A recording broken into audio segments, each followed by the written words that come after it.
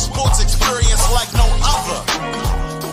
You are now tuned into the No Cap Sports Show, where sports and combos collide. Authentic, unapologetic, no edits, no cap. Let the convo begin. No cap.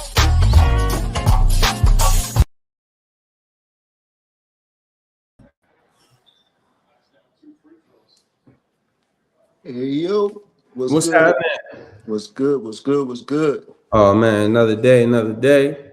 Hey I don't man, know where our host is, but you know how that is. hey, we gonna get it started. We gonna roll on with it. No question, man. How you doing today, brother? I'm good, man. I'm good. I'm glad you could join us today, man. Yeah, it's all love. I'm, you know me. I'm gonna make plays regardless. Indeed. Hey, showing up is half the battle. Showing No up is question. half the battle. No question about All it. right. No question.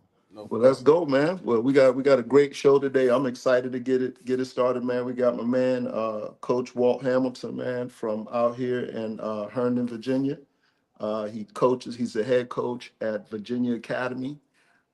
Just this past Saturday, the young man just won his sixth consecutive state title. Mm. This division, I believe, I want to say two. He'll Mm-hmm. correct me if I'm wrong, but regardless what it is, six straight titles. He's won a state title every year he's been coaching, which is outstanding. He's a father.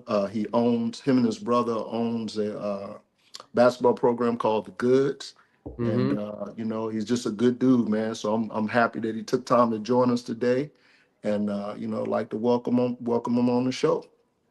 That's what's up, What's good, Coach? Coach. What's up, guys? Hey, man, I appreciate Oh man, that. we gonna get. What's up, brother? We gonna get it going, bro. We gonna get it going. Congratulations, man. Thank you, man. It's all praise and honor goes to the man upstairs, man, the God, man. No question. No Indeed, question. indeed. So, Coach, man, let's jump in, man. Congratulations, as Coach O said. Talk about this victory, man. Let us know, run it down. How you feeling with your 6-1, and tell us what was special about this one, man. Yeah, I mean, I look at every season as chapters, Mm. um, and is and I always tell the kids, it's like you're writing, it's like you're writing a book. And each year is a new chapter, and for me as a coach, I kind of take that with like the same type of mindset because every year is different. Every team's different. Mm-hmm. Every season brings on its different ups and downs. Whether it's the kids, whether it's family, whether it's stuff outside of basketball, whether it's the parents, whether it's the administration. Um, and for like this year, it brought on a lot of adversity because we had coming back from a state championship team that was pretty much returning everybody back except for three kids. And my starting backcourt was pretty much intact until it wasn't. Uh, Mm. um, it started with our starting point guard.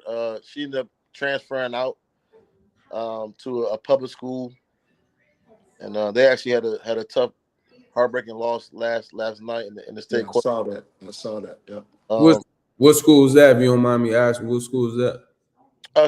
she transferred to Centerville Okay. High School, so they had a tough, heartbreaking loss to West Potomac. West Potomac. Yeah. Again, they was up 5 with a minute 15 left, and then things unraveled. Kid missed a layup that would have put him up 4 again. Mm-hmm. And that team came back down and hit a shot to tie it. And then they ended up losing on it looked like a miscommunication on an inbounds play where they inbound the ball, and the team ended up kind of setting a couple of pin down screens, and there was a girl wide open in the corner, knocked down the 3, Mm.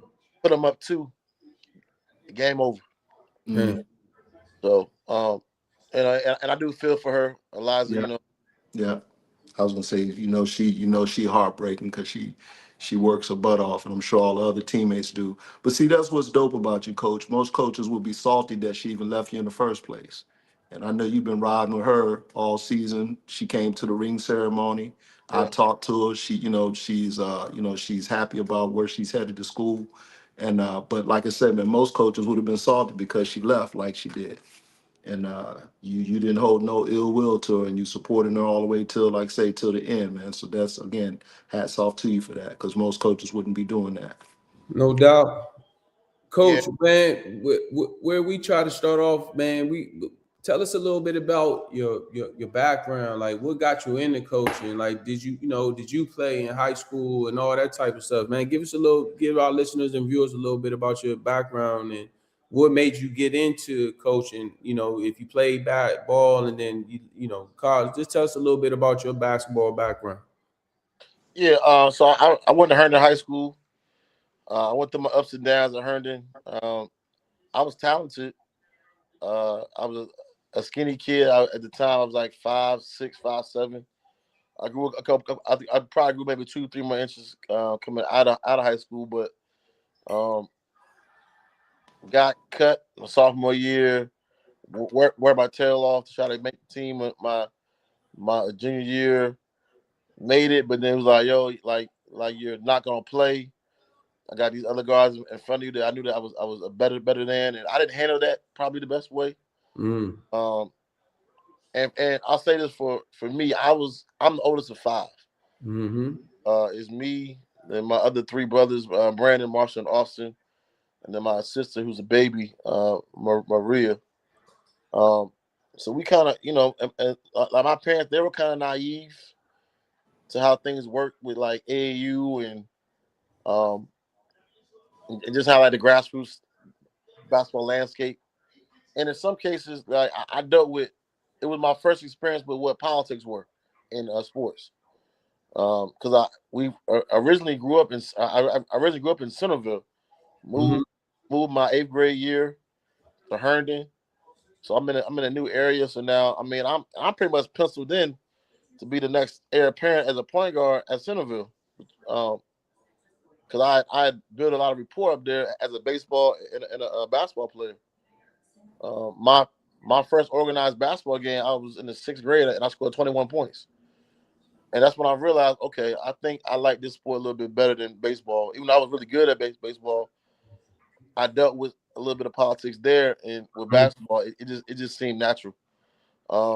Fast forward to high school, um, ended up going through my ups and downs there. Um, Scotty Reynolds, yep. yeah, so Scotty played with my younger brother, Brandon, in high school. I graduated in 2000, so I came in an era where you really had to bump. I mean, it was a really good team from like South Lakes. Hayfield was good. TC Williams was good at the time. Uh, TC for sure. TC was good. Mhm. Lee Val Brown and Mark Davis. I Shout mean, out to Lee, because obviously one of the hosts and the one that created help, with the show now, and one of our leaders, Kobe, went to Lee. So shout out to Lee. oh yeah, Yes, sir. Yeah, for sure. Yep. and so it was, and everybody wasn't running to private schools like where they are Yeah, now. like it is now. Yeah. So, but like in that era, man, it was tough, man. Like you had to play, and that was an era where you played with older men. Yes, sir. Lunchtime or noon ball during the summertime, like all the guys that played overseas, Mm-hmm. even like some pros like Grant Hill, Dennis Scott.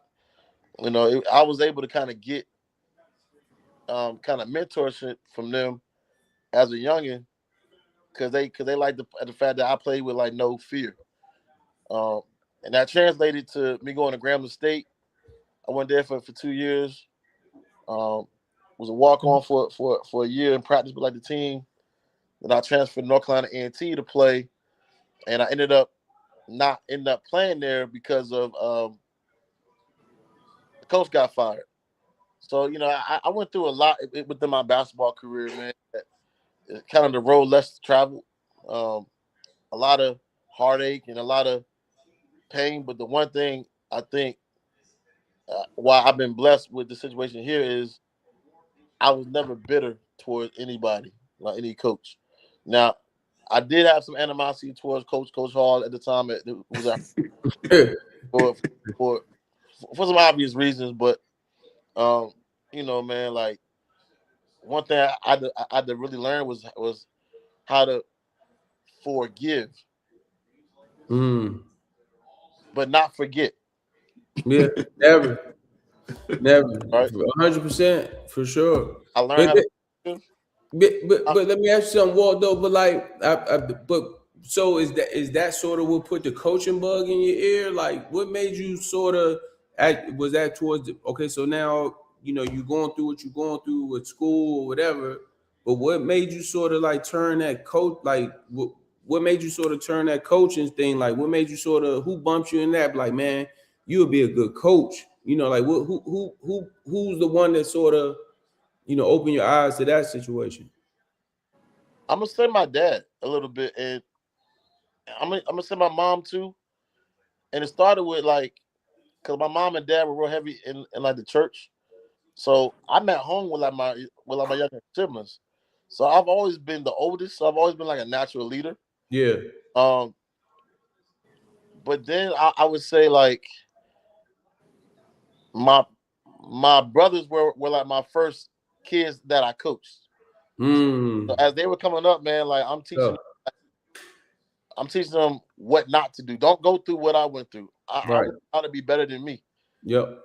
So again, now I'm not using I'm not trying to hinder their blessings or like their path because I'm mad and bitter about what happened between what happened to me.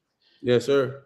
Um, so I was always in a situation where when I played on different teams, I was always the point guard. Mm-hmm. Um, I was vocal, but I also watched a lot of people. Man, I observed the game.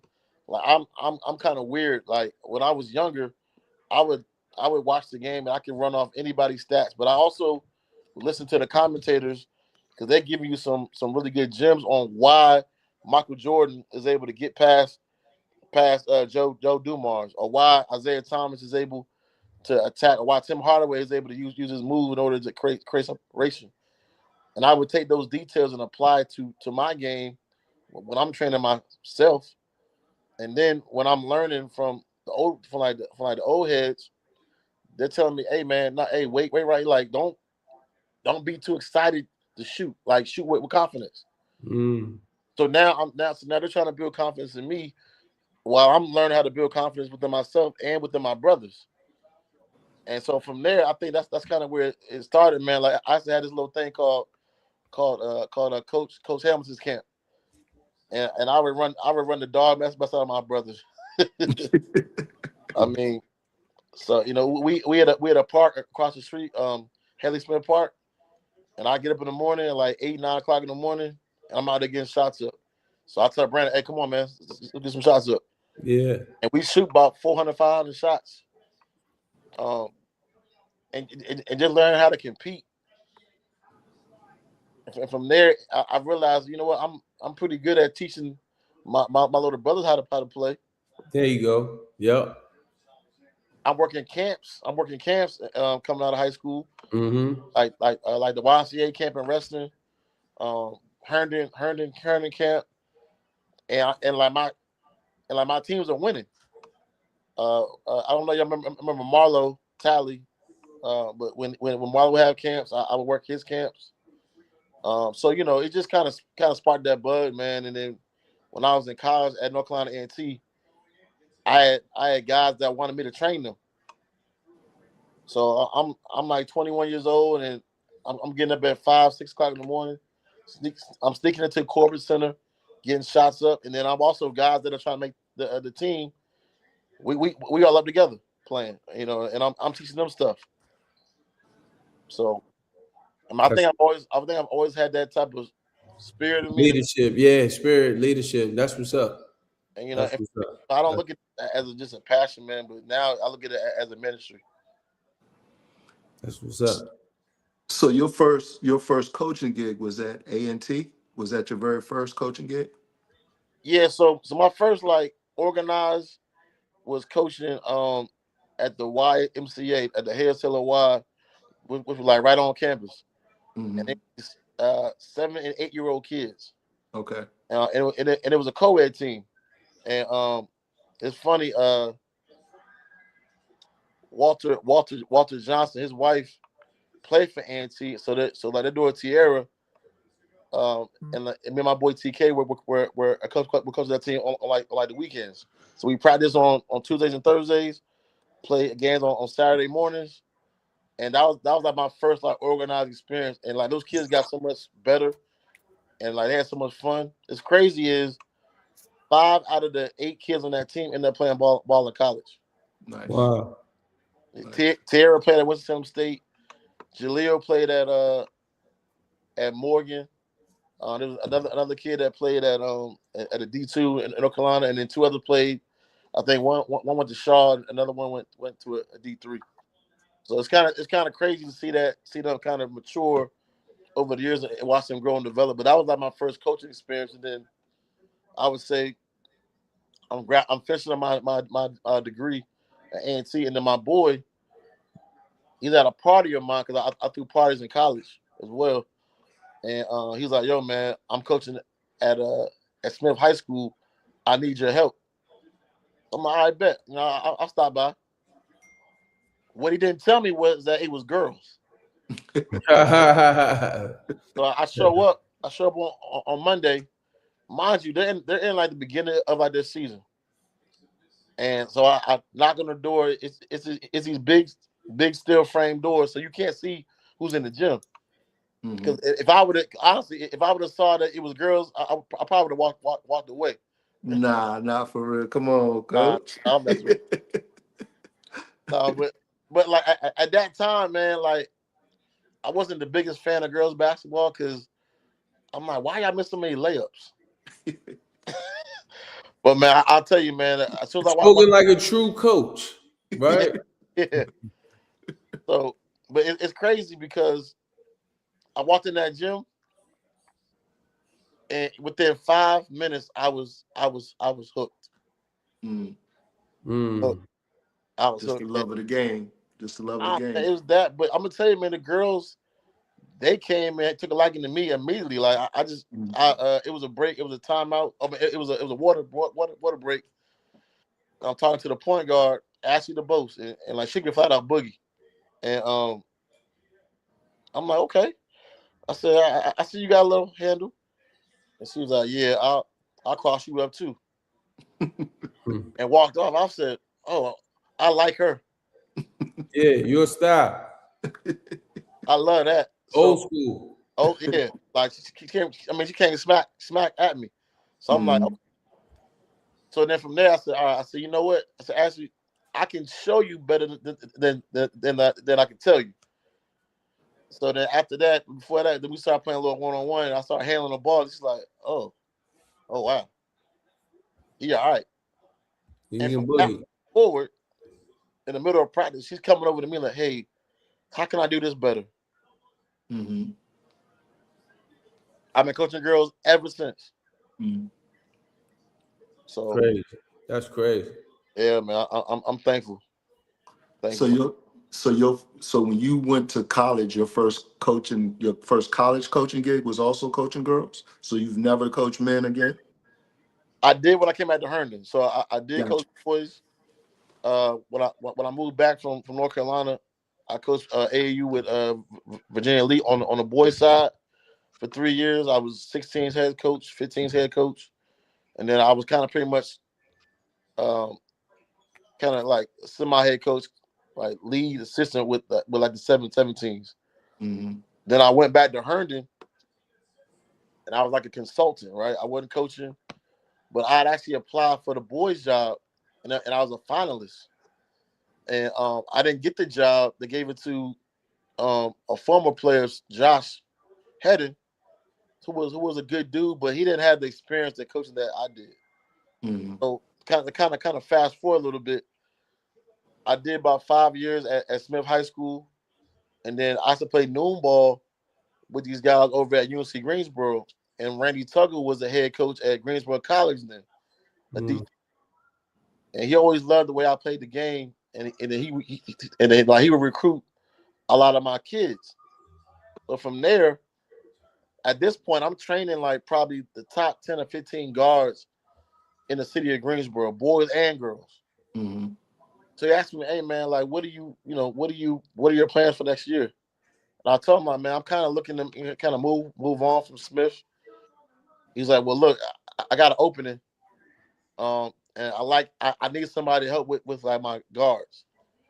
So from there, I said, well, let me pray on it. At this time, I was dating my wife at the time, told her a little bit about it. I told my boy, I said, look, man, I think it might be time for me to move forward.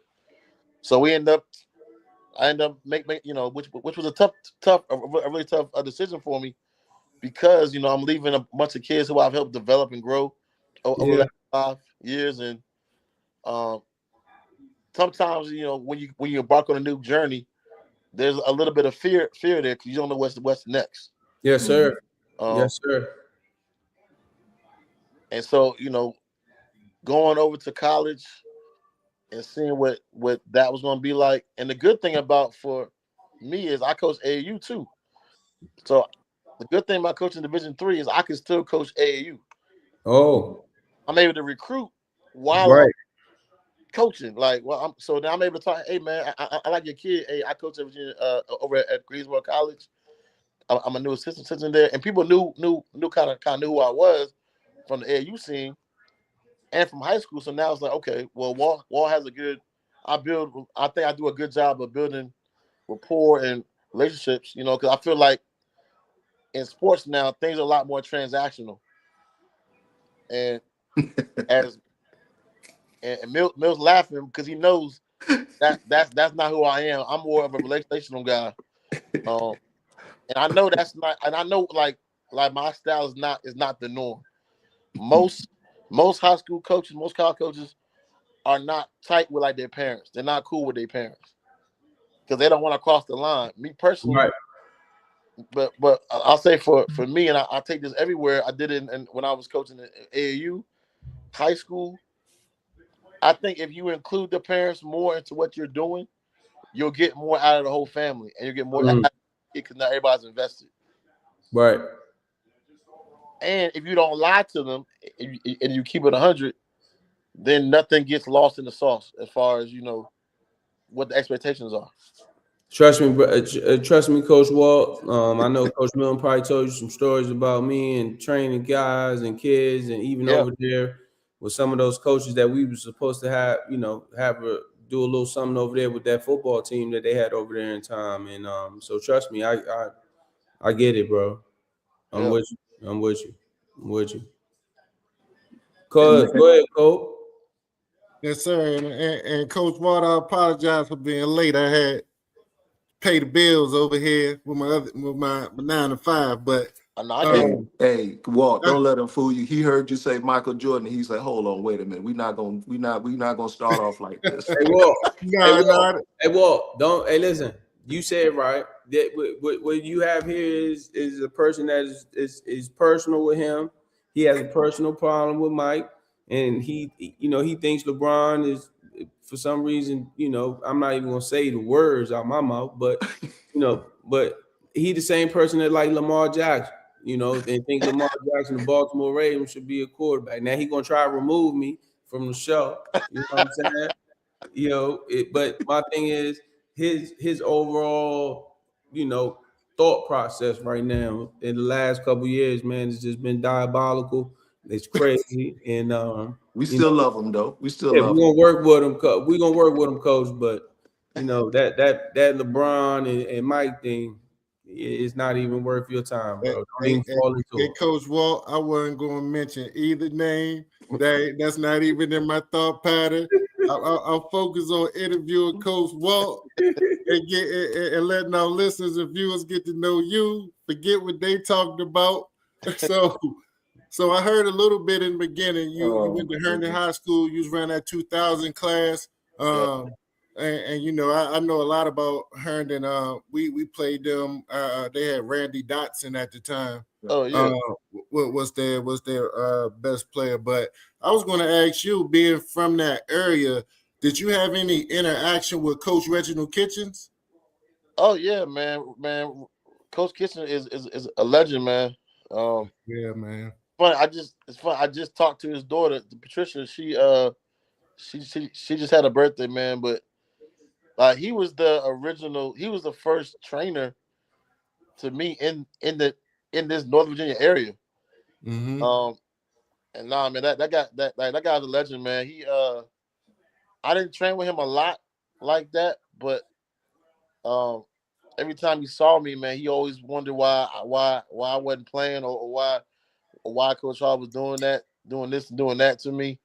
He said, man, like I got no talent, like that was kind of his thing, man. But nah, man, Coach Kitchens, man, one of the best human beings that like you can meet, man. Like he wanted everybody to be successful, and he used it through the game of basketball, but he Mm-hmm. taught a lot of life lessons, man. Yeah. Yeah. He was a one-stop shop. Coach, mentor, father Yeah, figure. I mean, you running down the line. He was that, man. He was an important person. I know to me, and then to a lot of folks that came out of the Northern Virginia area. oh Was yeah. he what for all our listeners and viewers? Was he a coach for like a high school level, or was he a middle school, or was he just an AAU coach? What?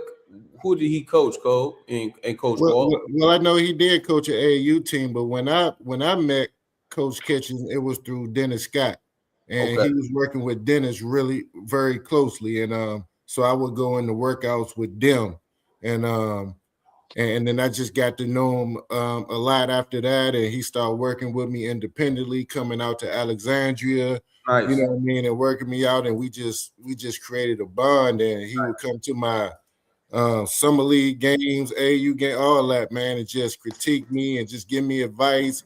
If I could call him at any time, I don't care what it was about. It could be about a relationship problem. You can call him and he'll give you some gems. That's what's up. Yeah, and for me, yeah, it was I think it was AAU and through training, through like skills training, man. Again, man, like there wasn't many training. There weren't too many guys that were doing what he was doing, training pros, guys that play overseas, college and high school kids. And the biggest thing about him, man, is he treated us the same way he would treat Dennis Scott. Like Yep. it'd be no different, you know. As it should be. As it should be. Everybody's the same. When you get out there training, everybody should be the same anyway. I don't know. I don't know how most people look at it, but I know that's how we approach it. Like we don't give a damn about your name. We don't give a damn about what's attached to it. It's you coming to work. That's Right. what you coming to work. Leave all that, leave everything else at the door, all respect. But at the end of the day, everybody that do the same thing. So coach, so let's talk about how you got into Virginia Academy and how that run started. Yeah, man, that's a really interesting story, man. So I'm coaching at Herndon. Um, I'm assistant coach on the boys staff, and I'm helping out with the girls too. Um, and kind of a fun fact: the last time Herndon went to regionals before my brother this year was when I was coaching there in 2019. Mm-hmm. So that was right before COVID, and we had just went on. Herndon had a 27-year regional streak that got broken when they hired the coach Quinlan, right? So Josh steps down from Herndon and said, "Hey man, I'm stepping down." And when I came on the boys staff, he was like, "Look, man, I'm only gonna be here for 2 or 3 years, and I want you to take over the program, the boys side." I'm like, "All right, cool." I mean, and I asked him, is the AD cool with that? Like, he's like, "Yeah, I'll talk to him about that." And so Josh steps down. Then Josh tells me, "Hey man, I told Frome who I wanted to be my successor, and I told him it was you." I'm like, "Okay, cool," because it was between me and Jack Brown. Jack coached with Herndon. Jack still works security at Herndon. And Jack's a really good guy, man. And he's the reason why I'm at Virginia Academy, and I'll get that in a minute. So Chrome doesn't even give me an interview, the AD over at Herndon. Mind you, the first time I interviewed, I was a finalist. So not being from being a finalist to not even getting an interview. Mm-hmm. So I took that as disrespect. And again, I forgive, but I don't forget. So I'm kind of frustrated with how things are going because I feel like, man, like I think I'm ready to be a head coach. I have all these ideas in my head, but I'm not at the forefront of those ideas. I'm giving those ideas out to somebody and hoping that they take it as my suggestion, which normally like they did, but it's still different when you're not in that seat, right? So I kind of pray about it. Then Jack called me, hey man, I know I'm sorry about what happened at Herndon, but look, there's an opportunity I think you might be interested in over at Virginia Academy. Like Virginia Academy.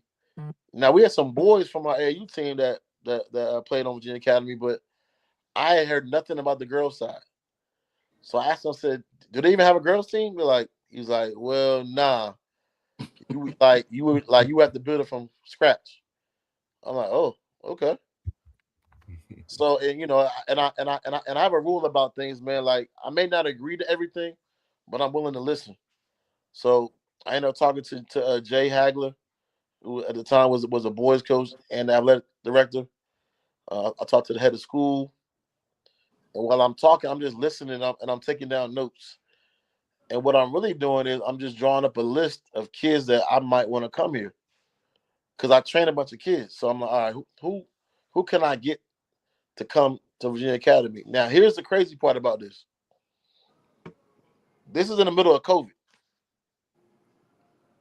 So COVID had just hit.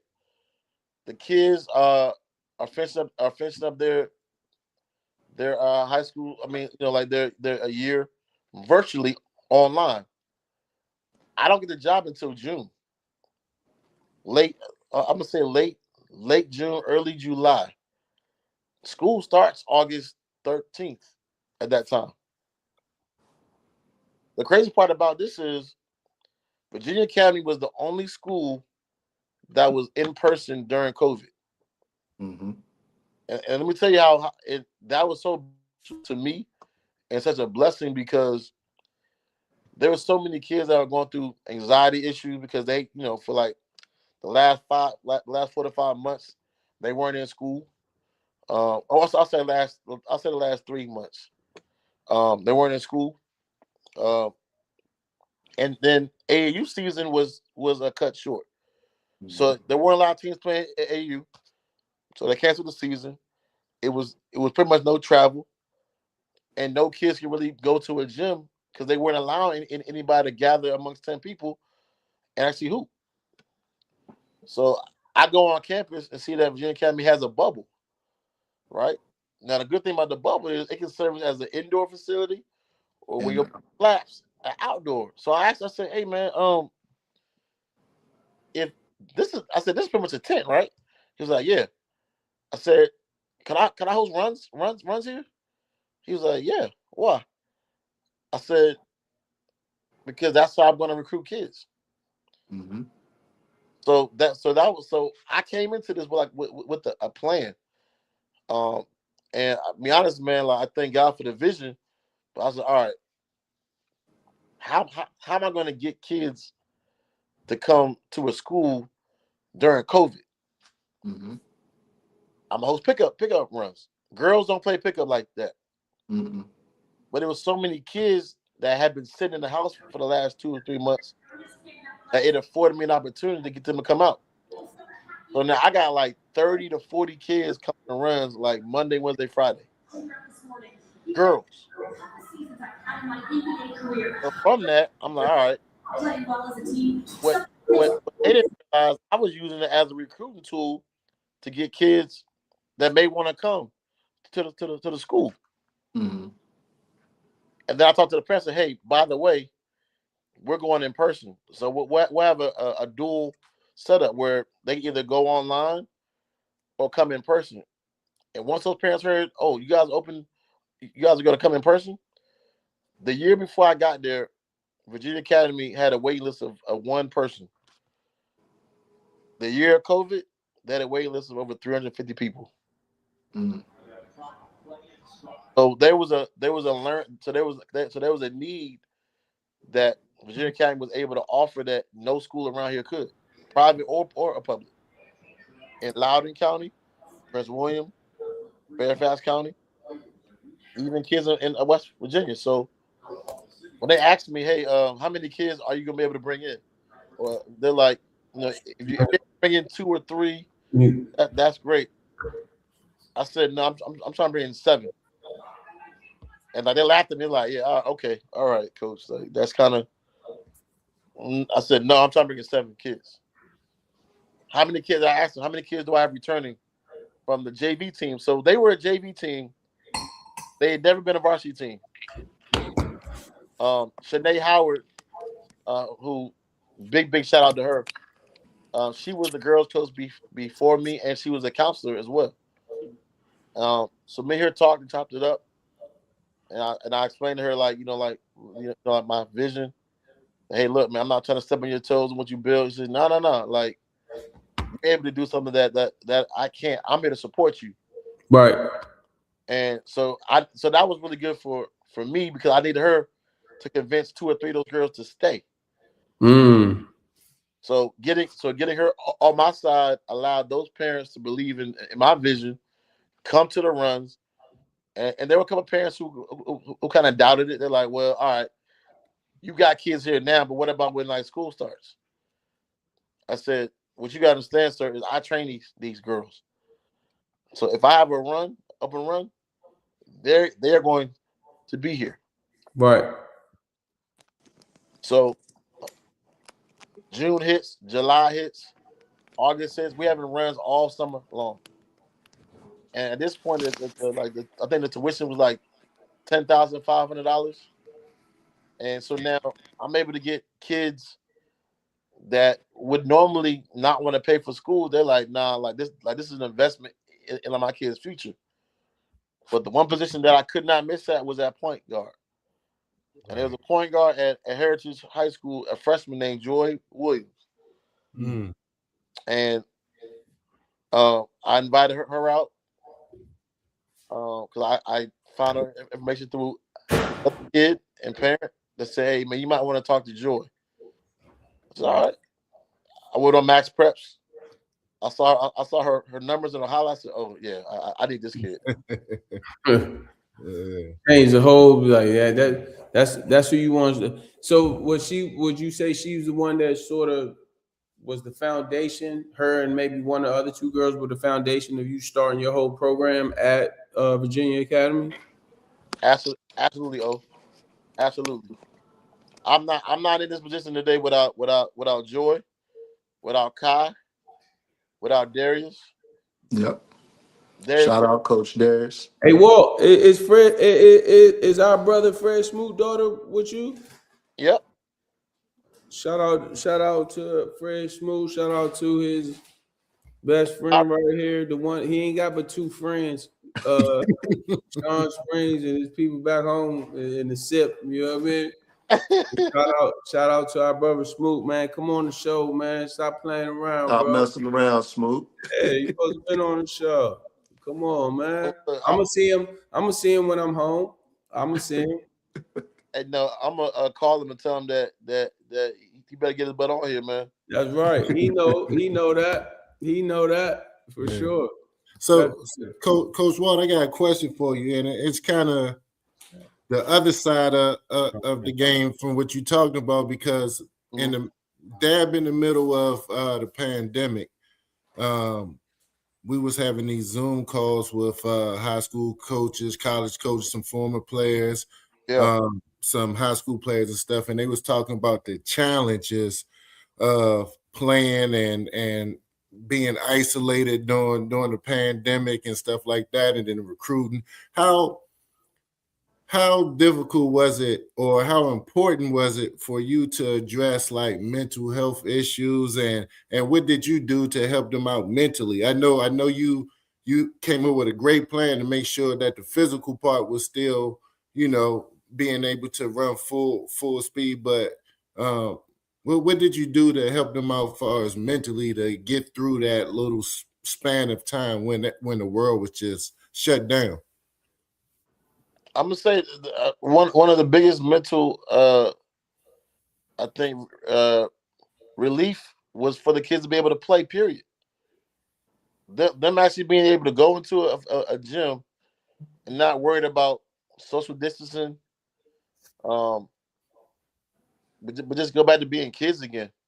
Yeah. And I had so many. I mean, I had parents that were like crying in tears, just thanking me. Like I had parents that wanted to pay me for the. I said, no, I'm not charging for these runs.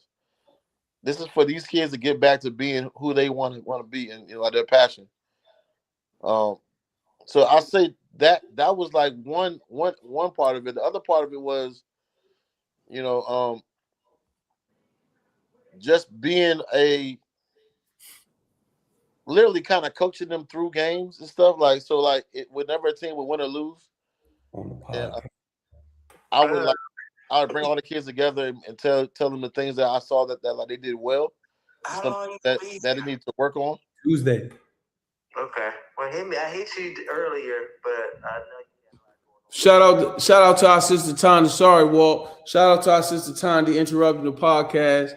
This is one of the first women to get big time female basketball players. Played at Syracuse University. Top players in the country. Went to Syracuse and could flat out boogie, drop a bucket. Played. How many years you played overseas? 5, 6, 12. I apologize. 12 years overseas. Yeah, you heard that?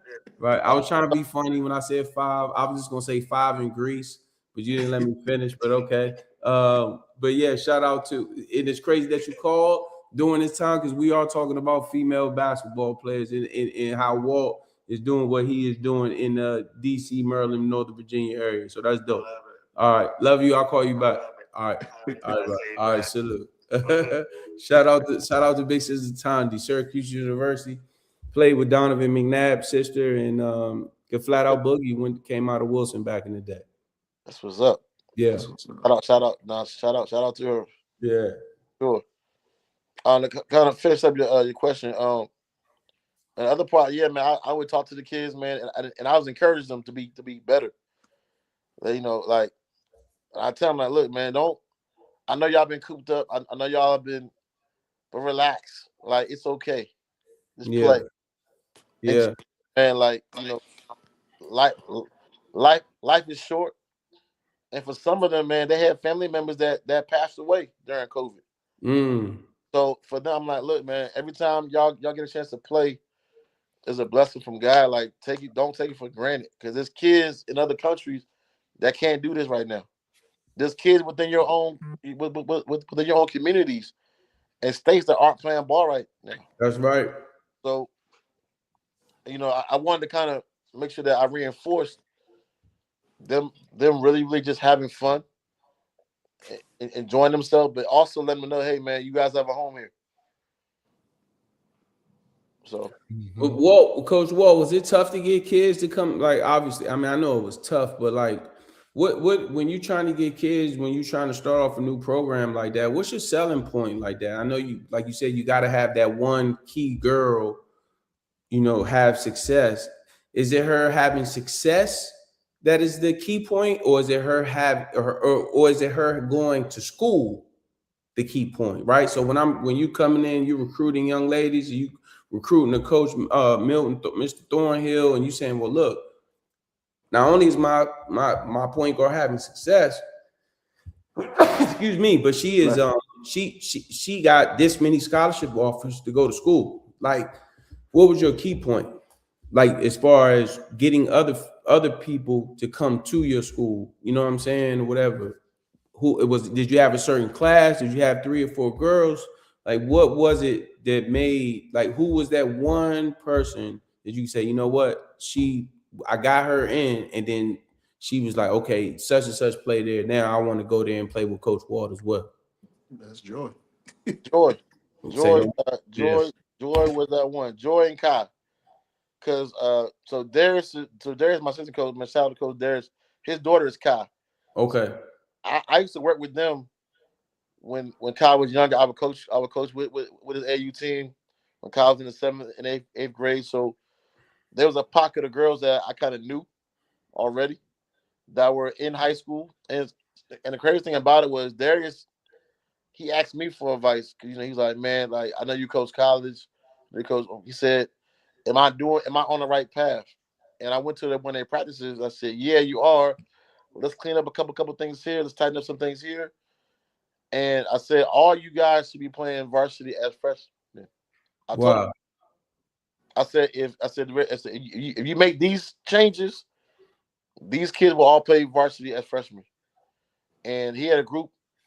He was playing. He was coaching with CYA, travel, and all those kids that we worked with, all 9 of them played varsity as freshmen. I said, if y'all play varsity as freshmen, you're putting yourself on the path to be a next level basketball player. Boys can miss playing varsity as a freshman and still develop into a D1 player. Yeah. That's not always the same thing on like the girls' side. So most time, if you're really skilled as a girl, as a rising 9th grader, well then like you're on varsity. Meaning can make layups with your right hand, left hand, can come to a jump stop, can shot fake and attack, can knock down shots, just basic fundamentals, you'll be on varsity. So so I kind of helped them with like that process. And then when those two came, because Darius had his own AU program, I said, yo, man, all right, so I got my point guard. Kai is a utility player that can play the 1 through 4. Now I need a big. So then that's when he said, well, yo, I got one for you, Sarah Aduro. And shout out to her brother, Josh. No. That's all right. Dang, it's always like that when the story get good. That's crazy. The story's always like that. That's dope though, man. So Yeah. so how much older is Joy to your daughter, Coach? Joy is 1 year older. So Joy was Sajal's. It was Joy's last year when it was Sajal's first year, and Sajal went there as a sophomore. Walt had been recruiting Sajal since she was. So she played with her 1 year. Yeah, Joy recruited Sajal. Oh, nice. Joy had been after Sajal since she was in the 8th grade. Nice. Yeah. And Shout out to the Baltimore Ravens, man, for believing in Lamar Jackson and not letting him Someone go. on my camera. Okay. You know what I You mean? good? You back on? We good? Yeah, we good. Yeah, we were just talking about the Baltimore Ravens and Lakers. Hello? Yeah, we can hear you, Coach Walt. Can't hear us? I can hear y'all, but I can't hear y'all. I can see y'all. Uh-oh. I think when somebody called. Yeah, you must have got a call. Discuss. So yeah, you log out, come back in. Come back in. I was going, hey, Coach Milton, I was going to ask Coach Walt this. So at Virginia Academy, do they have a lot of turnover, or are those kids? Man, it's crazy because that was going to be the crazy question I asked him. He does an awesome job of recruiting, man, and I'll let him talk about that. Because what happens is, one, Virginia Academy is a private school, and then he has so many girls that's coming in and out.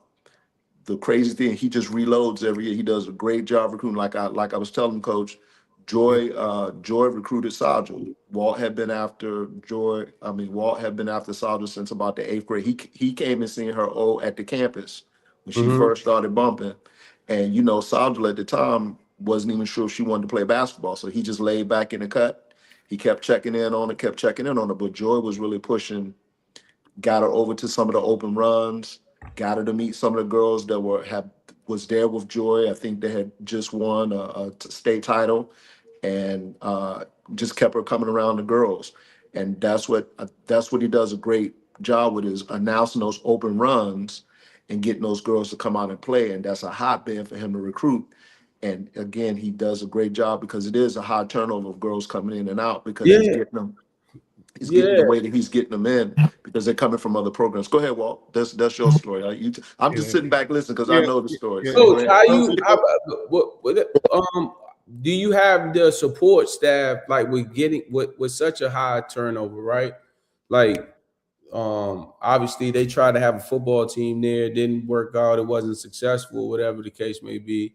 But Yeah. I want see, Now I'm I laughing wasn't too gonna for go Walt. there, coach. I'm Nah, not I'm gonna nah, go there. nah, nah. You did on because he does, and I'm gonna speak for you on this one, Walt. Um, he does a great job, man. Because, and I'm not, I don't want to start no trouble there, but in spite of the support, he does a great job. They just, as you know, Virginia Academy just built that field out there. They got that bubble. He has now, because of the program, he's the reason that they have their brand new basketball court in there, brand new state-of-the-art facility in there because That's what I of, was getting ready to ask Coach Wall. I yep, was getting ready to say, like, go man, like ahead, go ahead, yep. because you've been so successful and staying with, all the amenities and just everything, like it might not have been the best when you got there. You saw something that you was like, you know what? I can turn this into something. You know what I mean?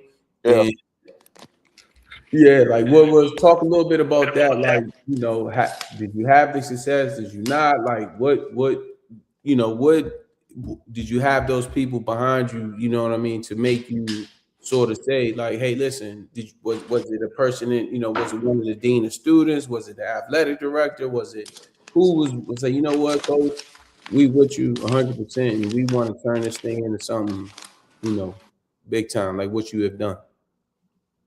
Yeah, I think that's a really, really good question. And to kind of piggyback off what Milton said, uh, so for my athletic director, I definitely had his support. Like me and him, well, he's actually my former one now. I have a new one. He actually understood my vision because he actually taught Joy at County Christian when that school was open. Mm. So he had familiarity with Joy. So he's actually the one that got me her number. Said, "Hey, Sherry, This, yeah. Sherry, I got a guy who is serious about building a program here. I know you're not happy over at Heritage. You got to come and check him out." Right now, here's the other part of this that I think I don't really talk about enough. But the bubble was just the bubble from summertime until it got cold. Right. From the time it got cold, we would practice over at the Michael and Son Sportsplex, the Dove Sportsplex. And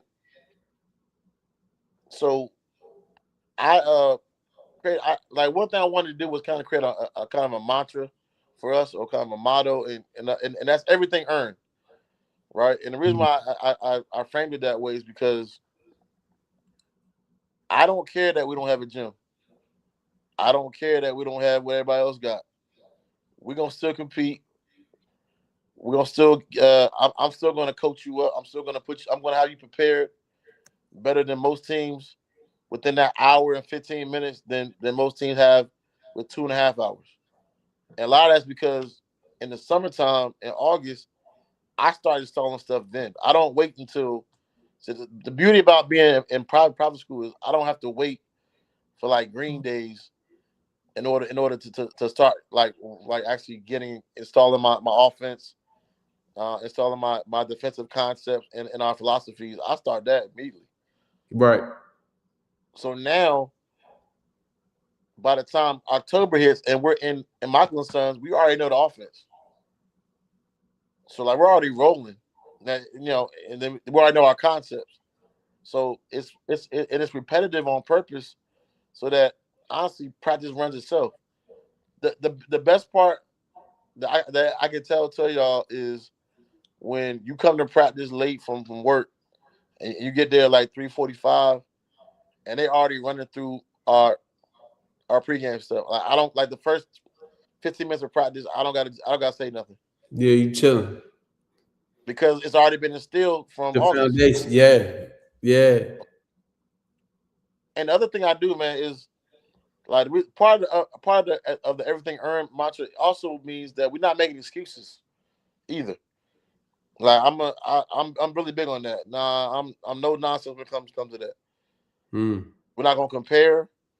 We're gonna look at what people have, and then we're gonna eventually get to them. Like, you know, and for me, the goal was to be on par with the PVI girls team.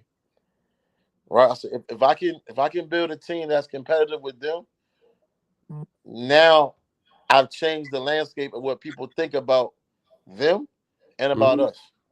Yeah. Because That's right now, at that point, they were the benchmark. right. So in that first year, we played them and got beat by 35.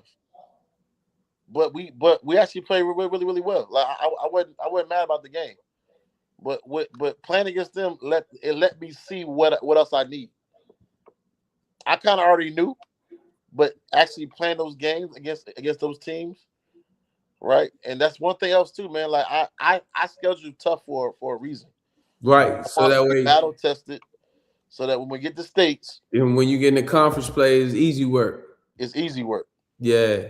What conference are you guys officially in? Like, what you're not? Are you not in the WCAC? You're No, not in the IAC. What conference are you guys in? so we're in a conference called the NVIAC. So Yeah. schools like it's like Fairfax Homeschool, Cornerstone is in that conference now. Evergreen Christian, Fairfax Christian, um, like smaller schools that like we beat up on, which Okay. we're actually trying to move out of that conference. And the problem is this: we're an independent school, Right. but in order for me to qualify for the state tournament, I have to be in that league. It's not fair to them, Right. but in order for me to qualify for states, You have to be in I that have to, particular. because they have this rule. It's called the 50% rule, which means 50% of your games or somewhere, or if you're in a league, have to be visit games. Like meaning playing against Yeah. other Yeah. private school teams. Yeah. Private school. Yeah. Now the new commissioner Adam Britt, he's trying to abolish that rule for next year, and I hope he does, because I think it would be beneficial to everybody if that rule was kind of null and void. Now it's also cost some teams, like it cost our soccer team a state championship because they didn't qualify for state because they didn't play enough visit. I'm sorry, it wasn't soccer. Yeah, it was boys soccer about 3-4 years ago. It cost them a game. I mean, an opportunity to go to states because they didn't have enough visit games because they didn't meet that threshold. So I mean, it's sad that's how it has to be. But I mean, I think we've done a good job of kind of working around it. And my commissioner, he's like, look, I don't want to lose y'all to the state tournament, so he kind of works with us to make sure that we get enough games. Now with that, when you start winning, see, it's crazy when nobody knows who you are. Everybody wants to play you. So like my first year, teams that were beating us by 40 and 50, they're like, all right, yeah, no, we'll play y'all, not knowing that I got a mob. So I'm gonna fast forward to my like first game ever coaching. So the school, At Christian Academy. yep. Okay. So we play Oakcrest over at Hoops Plus in Sterling. So I'm a little nervous, First, it's my first ever game as a head coach. But we've been running. I mean, like we got speed, we got shooters, we got ball handlers, and Oakcrest has been beating on Virginia Academy for like the last 3-4 years. Like matter of fact, the year they played them last year, I mean, like the year prior, they had beaten them by like 45. So I'm just taking notes of all this. Like I'm looking at all the max preps from like the previous years. Okay, I want to play all these teams again, and they all like bet because they think it's gonna be The easy. easy work. Yeah. Yeah, So Mighty's like, all right, man. He's like, all right, you know, we got the kids you want here. How do you think that this is gonna go? I said, to be honest, I don't really know. But from watching them on film, I'm not worried about it. We end up winning. We end up beating them 62 to 15 or something like that. True.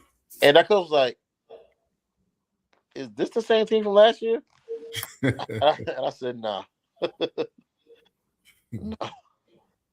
So when we beat them like that like sent shockwaves across the whole area. Like, yo, this Virginia Academy team is actually good. So all those teams that we played, they couldn't get out the game because we already locked it in. Yeah. So then we go play another team. Like I'm just knocking off everybody who we lost to last year. I said, nah, it's this is for us. I called it hunting season. Right? I said, look, right now we are the hunters. Yeah. You know, at that point. So we went, played everybody, played Highland. Highland girls won states in Division 2. At this point, we are Division 3. We end up beating Highland. Like we end up being the number one team in Division 2. And she was like, "Oh wow, like you guys are really, really good." Like I'm shocked. So that kind of let me know that I'm on the right path. And we ended up traveling down to South Carolina and playing. We played in North Carolina. We played some of the top teams in Maryland. So when it came time to the state tournament, I mean, that was like we beat team by 40. That's dope. So, Coach, let me ask you this. You touched on the high turnover rate at your school, and when you mix that with such a high success rate like you have, obviously you won 6 consecutive state championships. Do you ever find it challenging or difficult to keep the young ladies coming in motivated? Because a lot of times, because I've been on championship teams where the new people come in and they feel like they're the champions, but you weren't on that team. You got to earn you a chip. So how difficult was that to motivate the new people coming in to not live off your last year's team success? That's a really good question. I say the one word that separates us from a lot of teams in this area is culture. Our culture doesn't know what losing is in March. So for me, and at the same time, my returners are also not only our culture setters and culture barriers, but they're also my best recruiters. So whenever I bring a kid to the table that I like, I'll ask to talk to them first and say, "Hey man, what do y'all think about this kid?" Because one thing I'm not going to do is I'm not going to bring kids in to purposely mess up my culture, right? And it mess up the chemistry that we have established over the last 6 years. And that kind of goes back to the support part, right? The support that I didn't have early on has afforded me the opportunity to have more support now because we've been successful. But not only that, the girls that I bring in are great honor roll students. Last year's group had the valedictorian, had my manager was a school president. I had 2 girls that led chapel. So now, like, not only are they a part of just my culture, they're ingratiated into the school culture. School culture, yeah. Make it easier for you to get kids, and when you going on those type, you can get both, right? You can get those that's into the school culture, and you can get those that just want to hoop. But either way, we got you covered. Right, and yeah. So then again, this all started back with Joy and Kai and Janelle Roy. Then you fast forward to Sajul and Elise, and Sajul did she did one of the best. She made one of the best clubs that school has ever seen, and the support that came from behind her supporting her cousin and his cancer issues, and just rallying around that in the school, understanding, hey, we want to help you and support you and helping drive awareness into juvenile cancer. Mm.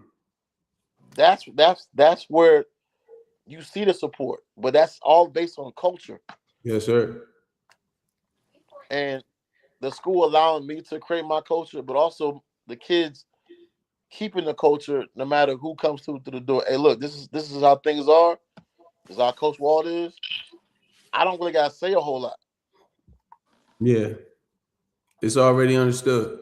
And not to cut you off, Coach. One of the things the culture is you got a lot of. You mean not to cut us off? You just getting back. Don't talk about not to cut us off. I've been Hey, here the Coach whole Wall. time. Hey, Hey, hey, Coach Wall. first Hey, lady, man. First lady said hey man, she was ready to eat. She said, hey man, give me some yeah, food. as she should. Ain't nobody worry about you. You already know. Shoot. But what I was gonna say, man, is the part of that culture, man, is unselfishness, man. A lot of times you got star players, and I go right back to Joy. Joy really was the main person that got Soldier to come in there. And, we were just talking about it not too long ago where, sometimes you got superstars, they got the prima donna. I don't care if they're boys or girls, right? Superstars typically have superstar attitudes. Like And Kobe the Turner one right there up there. and the one thing that, if you look at it from the outside and if you don't know Joy, she comes across as very cocky, very arrogant, very, matter of fact. But once you get to meet her, she is all about winning. She Yeah. she realized she couldn't do it by herself. So she was like, hey man, I want players in here that not Where she only go to want to, school at, Coach? Walt? Joy is currently at Radford. she's at Radford University. Yeah, Radford University. She just hit her 1,000th point. She just got her 1,000 point. Okay, nice. And she just made what did she? She just made first team all conference, right? I Baltimore. just posted something. Yeah, Yeah, I first just posted for the second year in a row. second year in a row. And she only a And sophomore. oh, that's Jeremy's little cousin, Lil Jeremy Roach. Jeremy Yeah. Roach. Yep, Oh, tough. Shout out yep, to the Roach. Shout out to Mr. Roach and Jeremy and the whole Roach family. Yep. yep. Well, you already know. So yeah, Whoa, so and she. you still go? You still at Unique Reflections, the barbershop? I go there. I go there to feel or like the scrapes every now and then. Yeah. Okay, that's what's up. I just talked. Matter of fact, I just talked to Kev last week because whenever Kev gets some new flavors in the shops, some new colognes. Yeah, you already. And look, Kev saved my life for Valentine's Day. I'll say that. Kev is a beast. Let's Walt. Let's just leave it at that. Yeah, yeah. Kev is a beast. Hey Walt, let me ask you something. Was you having such success? Right, you having so much success. Has any school tried to? Any other schools? Well, I know they have. If they smart, they have. But was there any offers like significant? You like, well, wait a minute, I'm thinking about this, right? So, for example, one of my good friends, a guy that I grew up with, Steve Turner, coached at Gonzaga, Yeah. right? Legend. Right. That's family. He's known me since I was 12 years old. Right. I know him since he was high school. Sister, his twin, little brother and sister, family. Right. Yeah. So for a long time, schools were trying to get him out of Gonzaga, but it took Mount Verde. Right. You already know what I'm saying. So my question to you is, has it been a school, because you've had with you having such success, man, and has it been in with it's so many different charter schools, right? I work at a charter school right now, right? So I understand the different rules in the geographic, how you pretty much, like you said, you can get whoever you want.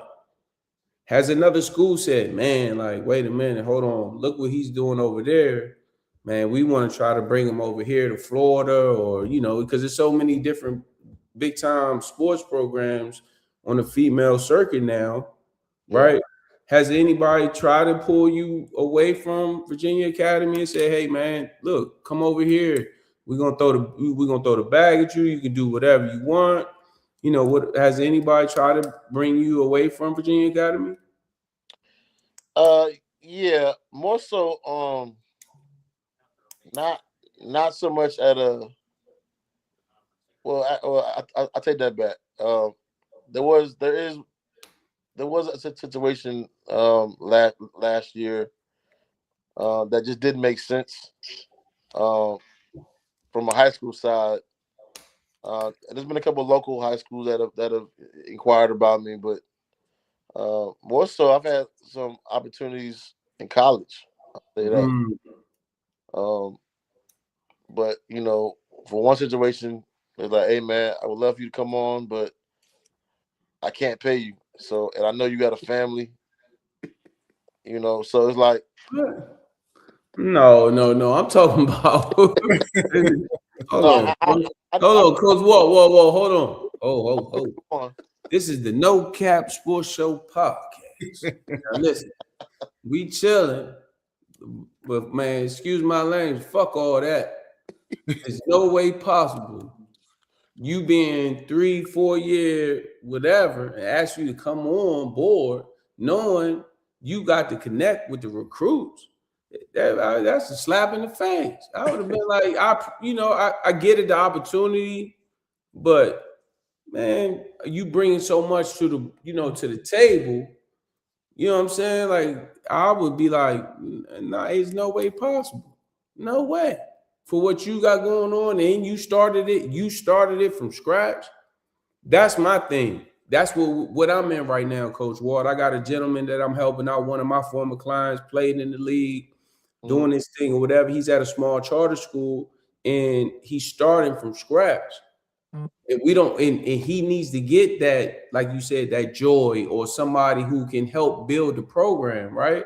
So I truly understand. And I don't know how it was at Virginia Academy, but just starting from the beginning, from scratch, starting a program, I would think like people would be like, man, throwing the whatever, come over here. Not yet. Say no more. So Coach Walt, to piggyback off of O's question, like let's say for those charter schools, prep schools across the country, or even some of the colleges that come at you with offers wanting to take you from Virginia Academy, how easy of a decision is it for you to make to stay put because you have the support system at Virginia Academy for you to be able to get done what you need to get done? Does that make it easier to be like, I'm gonna just hold fast until that perfect offer come? And I ask you this because I coached at a high school where the football coach went few years without losing the game. The football coach what? Coach Overton at Freedom, right? Yeah, that's my guy. Yeah, but he didn't have the support from the AD and all those folks like that he wanted to, and schools was coming at him. So we all knew it was just a matter of time. Coach O was going to be like, salute, I'm out, and he was gone. He went to Hayfield now. He's at the prep school St. James. Yeah. So how is that for you? You have that support. So does that make your decision easy to kind of be like, okay, I can stay here until that perfect offer comes? It makes it. I'll say this: it's a situation where, first and foremost, I got like my family comes first. So, I got to do what's best for my family. And right now, like my kids my two daughters go to Virginia Academy. They're in the third grade and second grade. My My son is 3. So like having a young family, and the convenience factor of being at Virginia Academy makes things a little bit easier. But at the same time, like high school basketball doesn't pay the bills. So If you at the right, no. Well, wait, well, hold on, Walt. Hold well, on. well, I base it off of based on my Yeah, situation. yeah, yeah. I'm about to say because if you go to the right, you go to that right program, Walt. What you got going on? We have you on here 2 years from now. You be like, high school is doing okay. Go to Sierra Canyon, right? Go down there in Texas somewhere in Walt or whatever, or just change the what Coach Overton went from doing what he doing at Hayfield to at where he at? What's his St. name? James. St. James. St. James. Yeah, Where you creating your own. He yeah, creating his own space, right? And that is what, in my eyes, what you are creating out there in Virginia. See, a lot of people don't know about out there in Ashburn and Virginia, and you know what I mean? They don't really know. That's why I salute you for playing all the schools. You're gonna play the whether it's a school in Maryland, a school in Virginia, Alexandria, you don't care. You're gonna go get good bump regardless to yeah. give them that opportunity, right? So Right. that way, like we talked about, playing in league play is easy. You done played against the best of the best. Right. He took to get girls out to Canada when Sandra was there. They went and played the best teams in Canada. I remember that. That's dope. What part of Canada did you go to again? Toronto or Montreal? Toronto. So we actually go every year. 614. Yeah. So we went last year. This Right. past we went. The games are normally out in Markham. Yeah. Right outside. Yep, right outside. Oh man, it's crazy, man, because That eating center is crazy, amazing, right downtown. he said that's the biggest mall I've ever seen in my life. Yeah, underground. It don't matter if it's snowing or not. You're gonna be cool. They did a great job with that. No, yeah. No, We'll talk. Yeah, we'll talk later. So, so my bad. no, it's definitely love in a 6. Yeah, no doubt. Definitely love in the 6. No doubt. No doubt. Uh, No doubt. No doubt. but- Hey, man, we got Mr. Wall. We got some other questions we want to ask you about. Just not just beside. Are you? What's some of your other sports? You like football? Like what's some of what's your football team? Him and your first lady are aligned. What's your team? You 49ers. 49? Not for yeah. Salute, bro. I'm because of marriage, bro. So, but I'm a Cincinnati Bengals fan, man. Okay. Well, hey man. And I mean a Bengals fan from back in the day, not like a new Joe Burrow fan. Right. I've been a Bengals fan back in the day. Browns fan, a Bengals fan. Y'all are diehard fans, man. That's why I be telling everybody, man. You know what I'm saying? You know, but why that team? Like you grew up in the area. What made you like the Niners? Joe Montana? Yeah, so I've been a Niners fan since I was 3 years old. So Okay. the origin of the story is this. So my mom used to work at JCPenney. Mm-hmm. And if y'all remember, but back in the day, JCPenney would always have like the catalog. Yeah. So this is a time when I had to go to work with my mom at night. She worked like night shift, and I'm with her. Wow.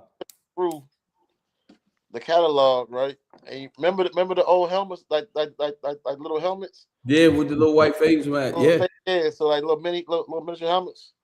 So I'm flipping through it, and I think I'd seen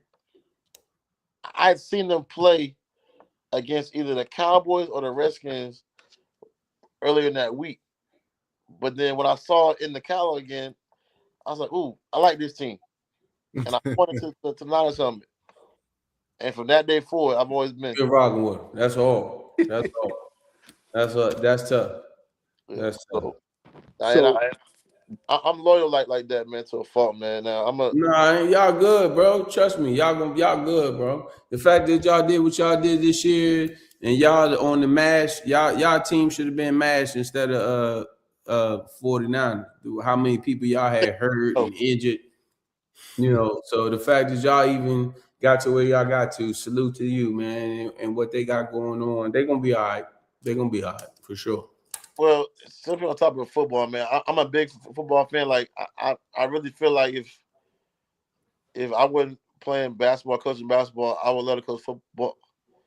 And the one thing about the Niners, man, that's always bugged me is more so Shanahan, and I think he did a great job this year. Like I give him all the kudos.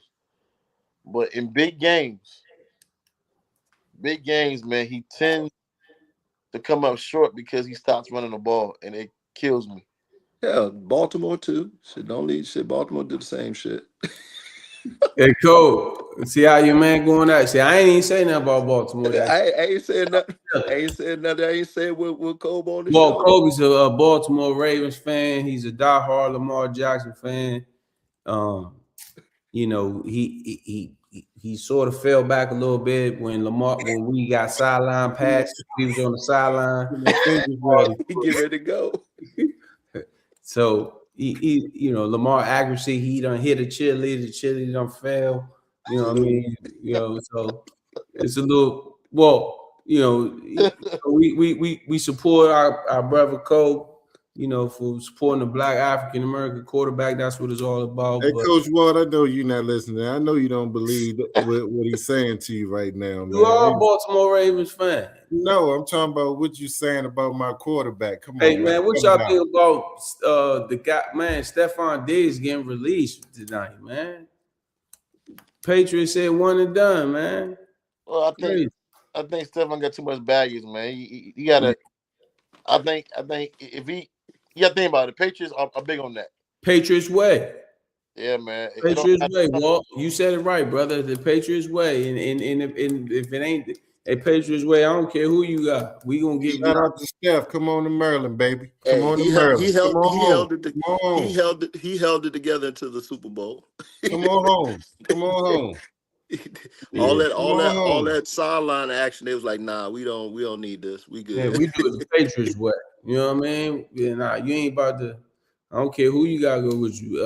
Whether it's Cardi B or Angelina Jolie. No, no, no. You got all Nope. this drama going on.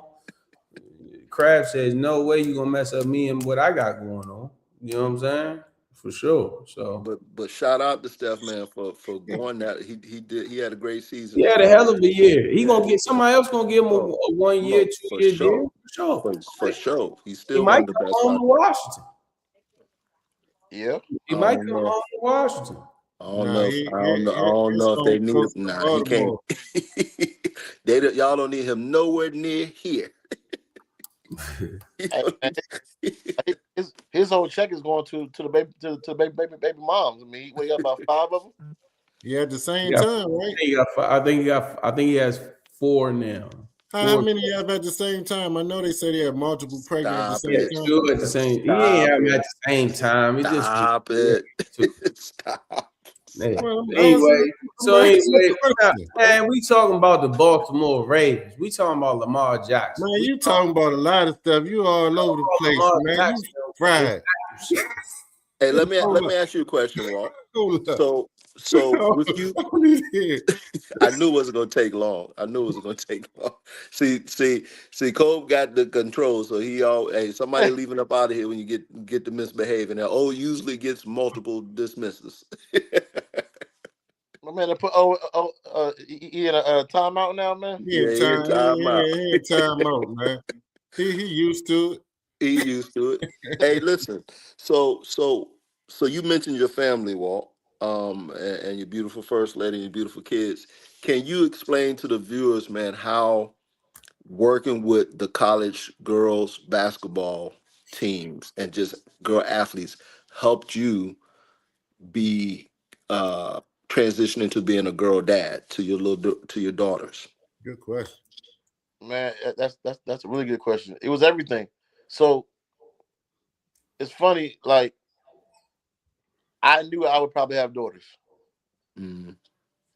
and I felt like the reason why I knew that is because I felt like God put me in this season to be coaching girls in order to be empathetic, to be tough, but loving, um, and to be, and to soften my heart up when it came to having kids. Mm. So when like my wife was pregnant, I wasn't like everybody's like, "Hey man, I know you want a boy. Nah, I just want a healthy baby. That's all I care about." Because and I knew I knew I was gonna have daughters. I wasn't surprised at all. I wasn't, because again, I've literally every coaching situation has been preparing me to be a father. Mm. Because and I'll go back to my time at Smith High School. Like Smith was a Title I school in the inner city of Greensboro. Are their Where colors blue and yellow? nah, that's a Dudley. Okay. That's our rivals. Okay, how about my bag? I played with a couple people from down there, so my Yeah, bag kind of mixed up a little bit. My nah, you bad. good. Nah, you good. Yep. Yeah, Dudley's a rival to Gully, that's right. Smith. There you go. Yeah, Okay. When you say Smith, are you talking E.E. Smith or nah, just Smith? nah, Because Ben Smith, E.E. Smith is in Fayetteville, right? and Fayetteville. Yeah. Okay, okay, gotcha. So like, I remember where there was times where it was girls that we had to take home who went home and their lights weren't on, Mm. or the water wasn't on, and Yeah. this time, I'm teaching the school system. I ain't making that much money, but I sacrificed my leisure time for the weekend to make sure that kid's lights was turned on. That the mom, Yeah. how Mm-hmm. much is the bill? Mm-hmm. So when I say that this is a ministry, man, like you don't like you just never know how much impact you have on the kid's life until it's not while you're coaching them. Right. It's after the fact. Coach Wall, is it tough for you to recruit kids to get them to come all the way out to Ashburn, Virginia? What if you see a young lady in Maryland and you really like the way she can boogie, she can do this, or she plays for an AAU team, maybe not, maybe she's closer to the Alexandria part of Virginia, and maybe not out there in Ashburn. How do you get kids to say, you know what, we're gonna come out there to Ashburn and stuff like that, or whatever the case may be? That's what I meant by talking to you a little earlier. Do you have that support staff with transportation, bus services, and stuff like that, where you can buses go get the kids and bring them in, for school and stuff like that? How, or do you find that, okay, well, this is the challenging part. I want to go get this kid from Maryland over in Suitland, but how am I going to get her to school every day? You know what I mean? Like, what do you, or what is your challenge with that? With being a school that just starting off, yeah, you got 6 championships, but you still fairly new to, when it comes to the actual schools and programs in the DMV. Yeah, great question. Yes, that is challenging, and there are kids that I don't get that want to be here. Mm-hmm. I'll say that there are a lot of kids that are really talented that would love to be at Virginia Academy. They just can't get out there. Yeah, and I can't get them out there because, and it's something that we talked about as an administration and staff for the last three or four years, and it's no knock to Virginia Academy or anything, but finding good help is hard. Yeah. And I think because we have the buses to actually do it, we have the vehicles to do it. Mm-hmm. As far as like sprinters, but like as far as A buses, sprinter vans, and so on and so forth. But the problem is we don't have the people. You know what, Coach Walt? I work for a school that is a sister school, and you probably heard of this school. It's called AZ Compass. Oh yeah, AZ, right? So AZ Compass, I work for the sister school at Skyline. It's all under one, umbrella. mm-hmm. But one of the sort of like the chief operator, you know, he do the operations, whatever, chief operator, whatever. He was like, because there's so many schools popping up now in Arizona, you know, they got in a lot of those, well, not a lot, but some of those schools are ranked in the top 5, you know, top 10 schools in the country when it comes to men's basketball, right? Yeah. And he said, what we had to do to establish, to sort of, you know, separate ourselves from other schools was say, you know what? We are a basketball school. And we're going to do everything we can to get behind this basketball school, to get people to get the notoriety, right? To get people to know about the school. And then when people find out about the school, and not just how well the athletes are getting taken care of or whatever, but that will bring in other people to want to be a part of this. You know what I mean? And I thought that was sort of like, okay, this is the future. This is where people are going. He said, you know what, this, because he was like, what's our niche? We're a charter school. It's a charter school over here. It's a charter school over there. You know, everybody's opening up a charter school, right? All these different schools. What is our, and then he said, you know what? We're going to focus everything we can on basketball. And because it is such a basketball powerhouse, that's going to bring people in that just want to be a part of it, right? Right. You know what I'm saying? So turn that all the way around. It seems to me like, well, and I'm not, you know, obviously I don't know, but that is something that you're trying to do at you know, over there at Virginia Academy, like create such a monster where Virginia Academy, yeah, they known for academics and stuff, but we known for our female basketball program. You know what I'm saying? And that is what separates us from whether it doesn't matter if you're going to Paul the Sixth, whether you're going here or there. Not only are we going to win, but we putting people in school. Right? And that's where I think sometimes where some of the schools get it mixed up, because you can have one of the top programs. You could be ranked top whatever. Back in the day, we was high school, my high school, ranked whatever. But then when you ask, like, well, where you had 50-some kids, whatever, well, where are 22 of the kids going to school? Well, I don't know, he's going here. Nah. I think the difference is when you have a program and you create that, whatever the case may be, and then you say, you know what, we're going to win, but not only are we going to win, we're going to put people in school. Don't matter if you're a D2, D3 getting money, D1. When Coach Milton and I, when we had our business out in Virginia, and we used to train people, Coach Walt, one of the things I used to say all the time was, I was like, well, I'm trying to get D1. I was like, man, first of all, relax. You're doing too much. That's the first thing.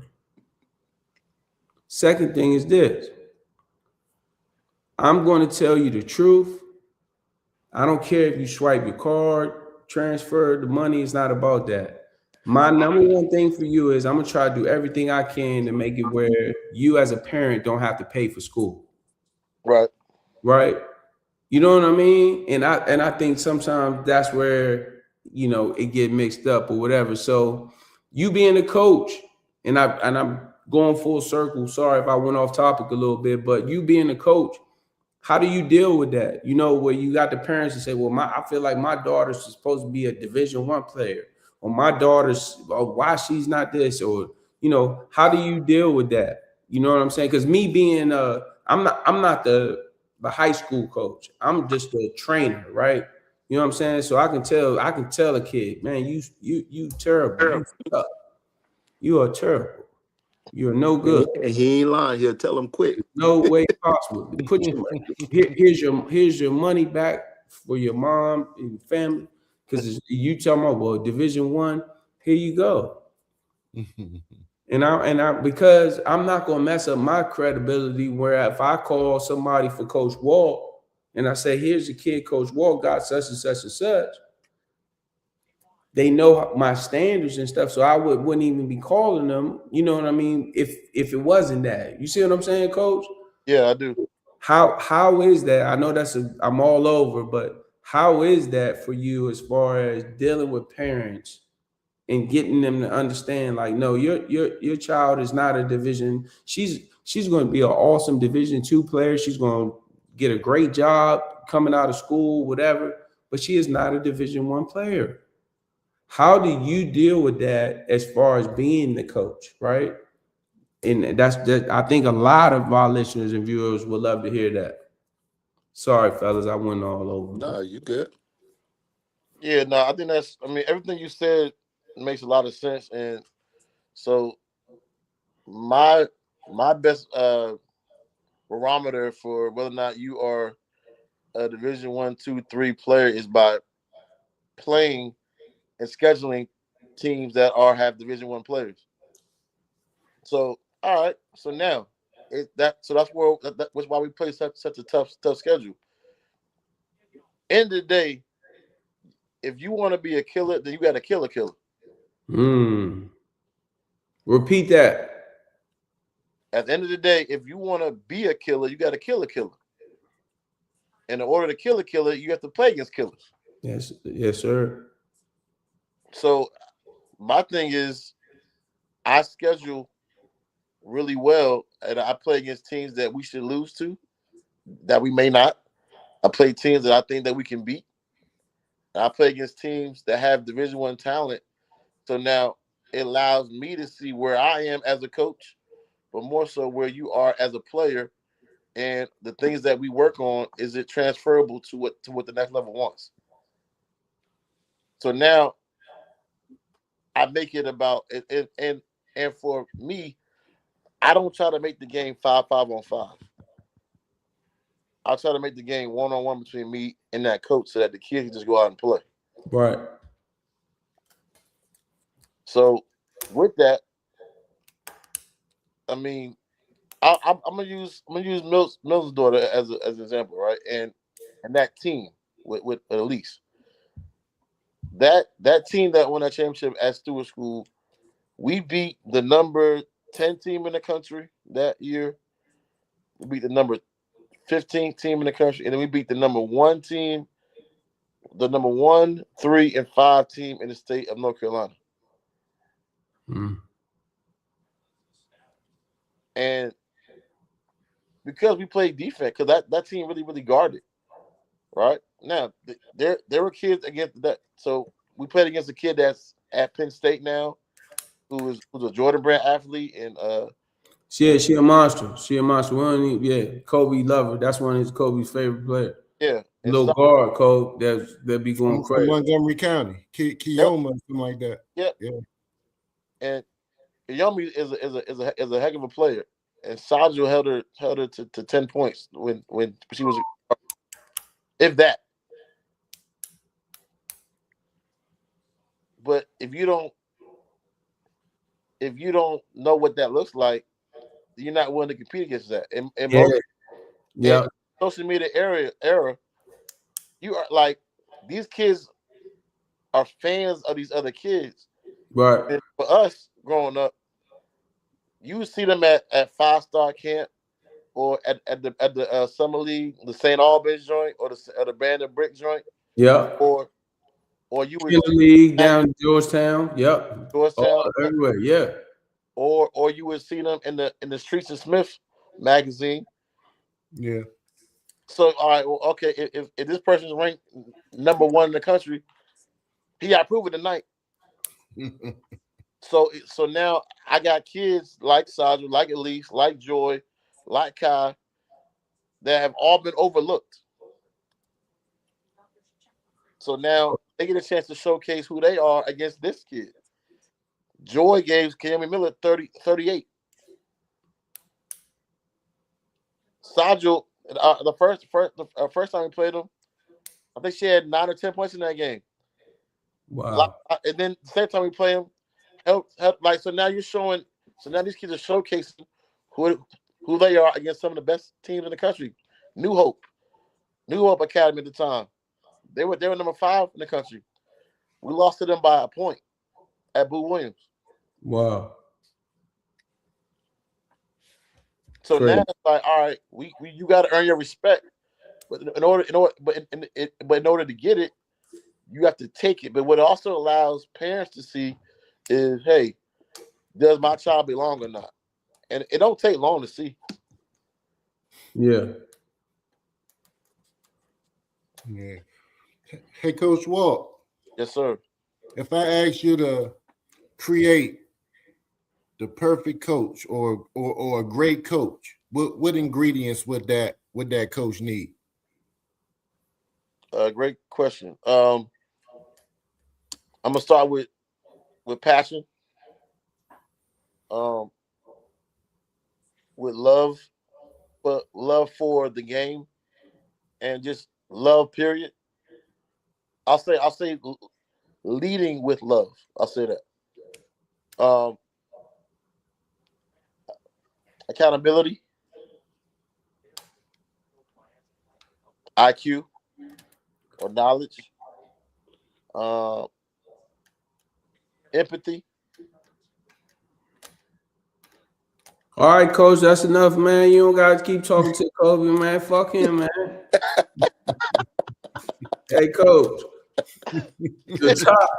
I need to know your top. Man, yeah, man. We talking about wasting our time. You talking about that shit. Man, we ain't wasting our time with that shit. Time out, man. Hey man. Oh, you crazy. But hey, back to timeout. He stay in timeout. I told you he stay in timeout. I knew he was going back in timeout.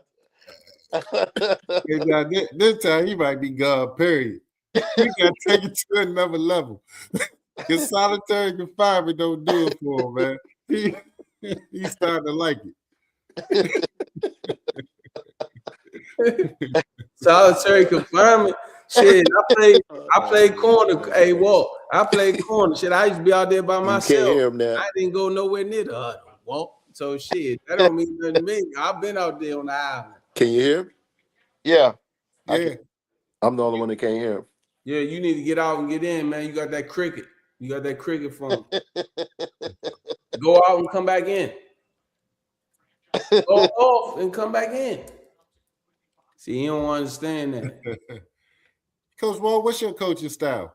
You tend to let your players utilize all of their gifts and talent, or I know there are some coaches that stick heavily with a system regardless of what type of talent their players have.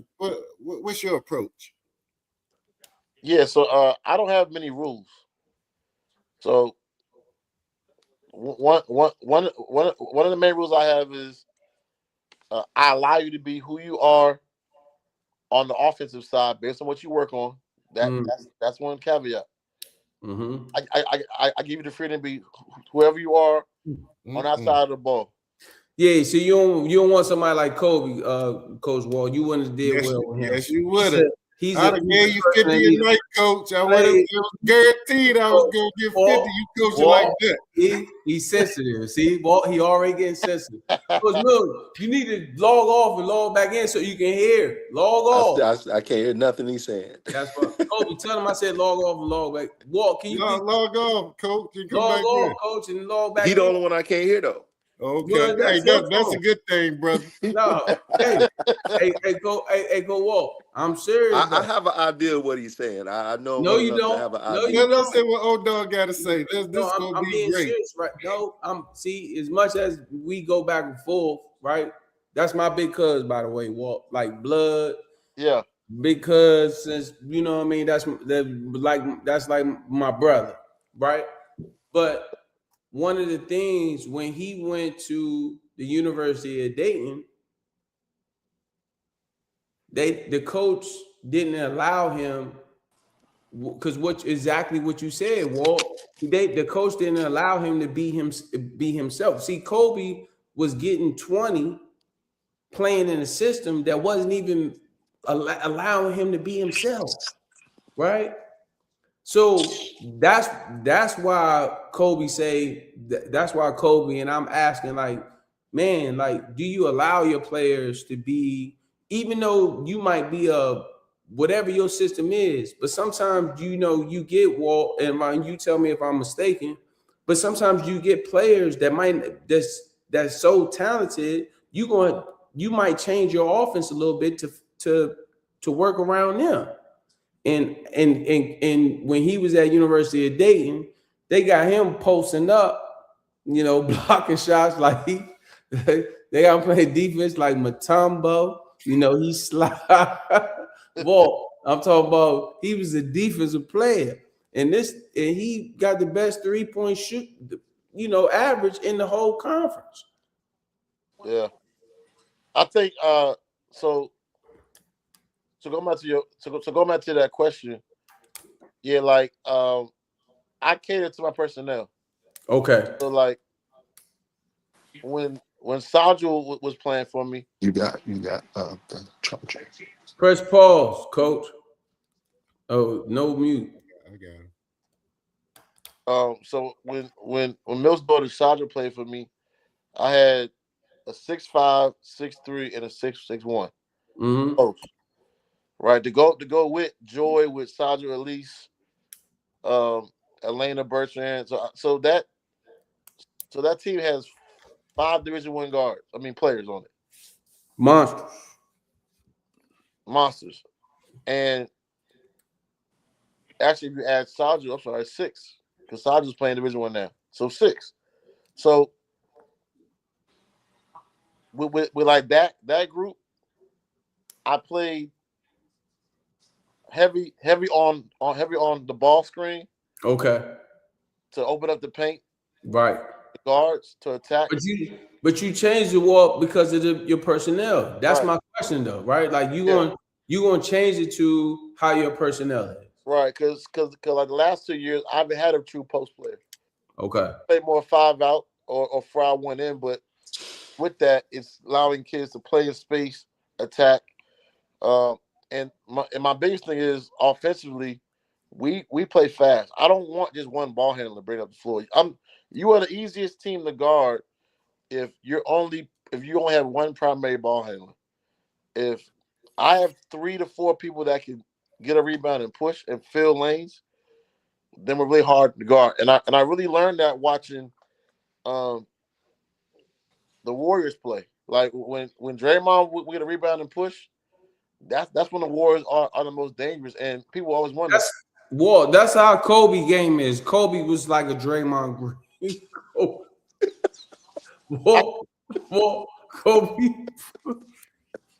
Kobe played like Drake. Kobe.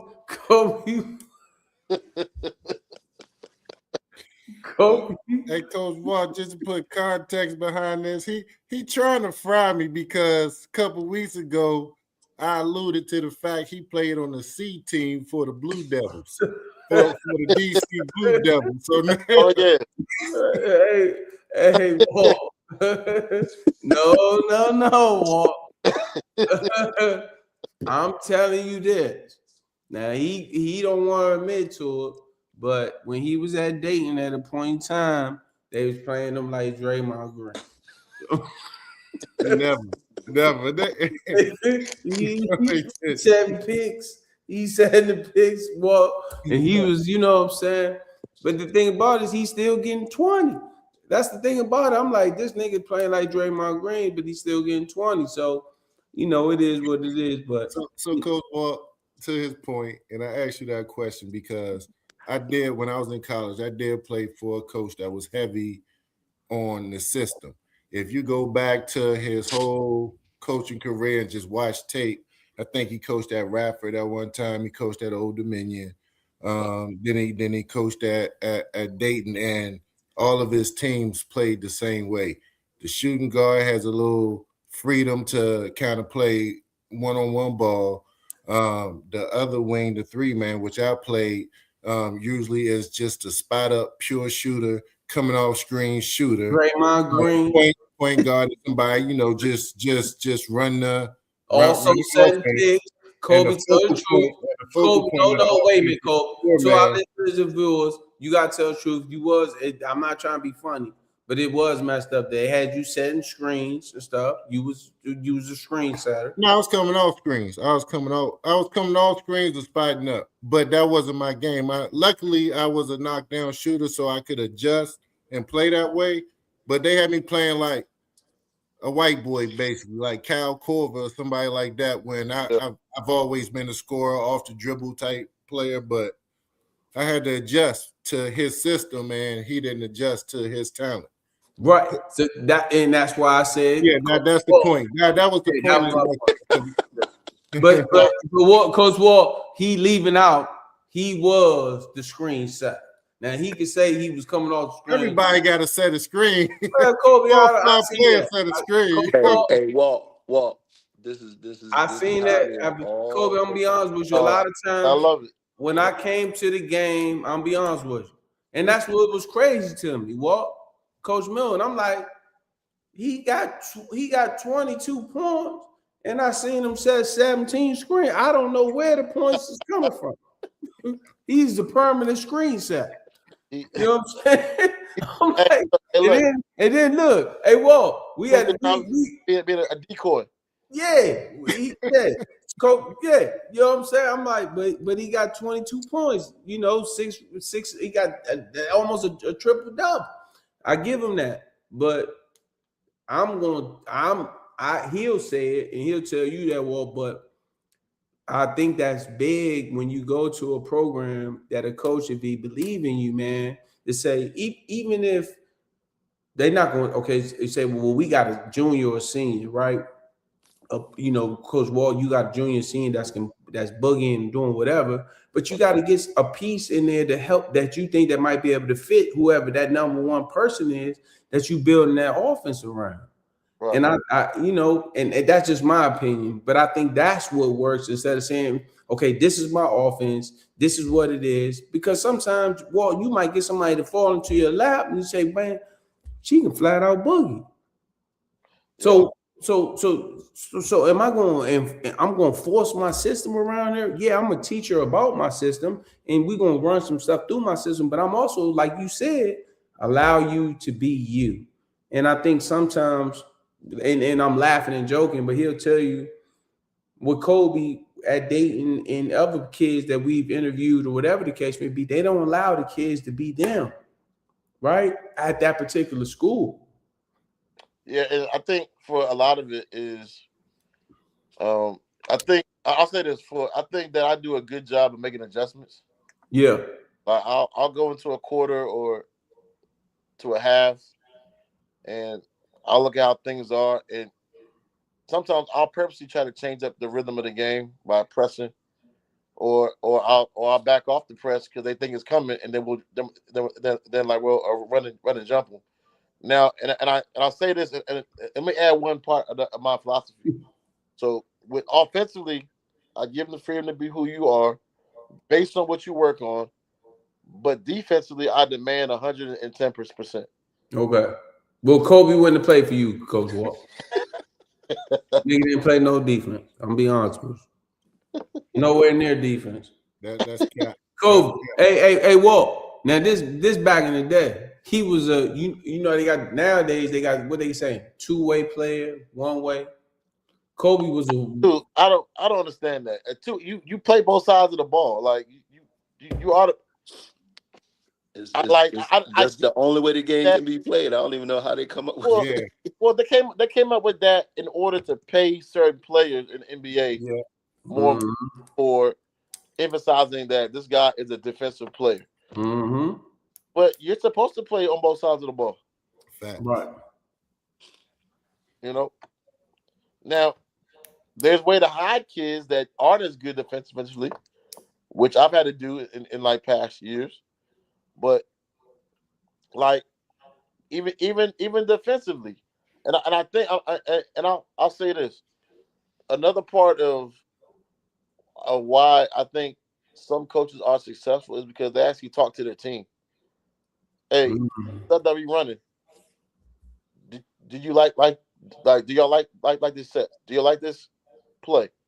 Do you like defense? Because like with Sajo's group, they were more of a full court man team. Now I'm big on 2-1 pressure. Like I mastered that. I've taught that, but that group couldn't get it consistently because they just want to go hawk.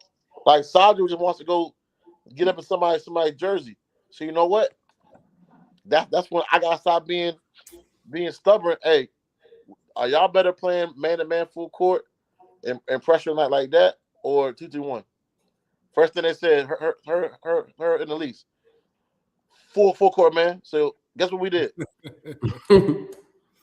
Right. Full court, man. Yes, sir. And Saljo and them they tore teams up. Like from that moment forward. Yeah.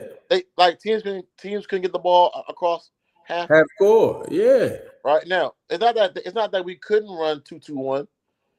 They just like pressuring the ball more.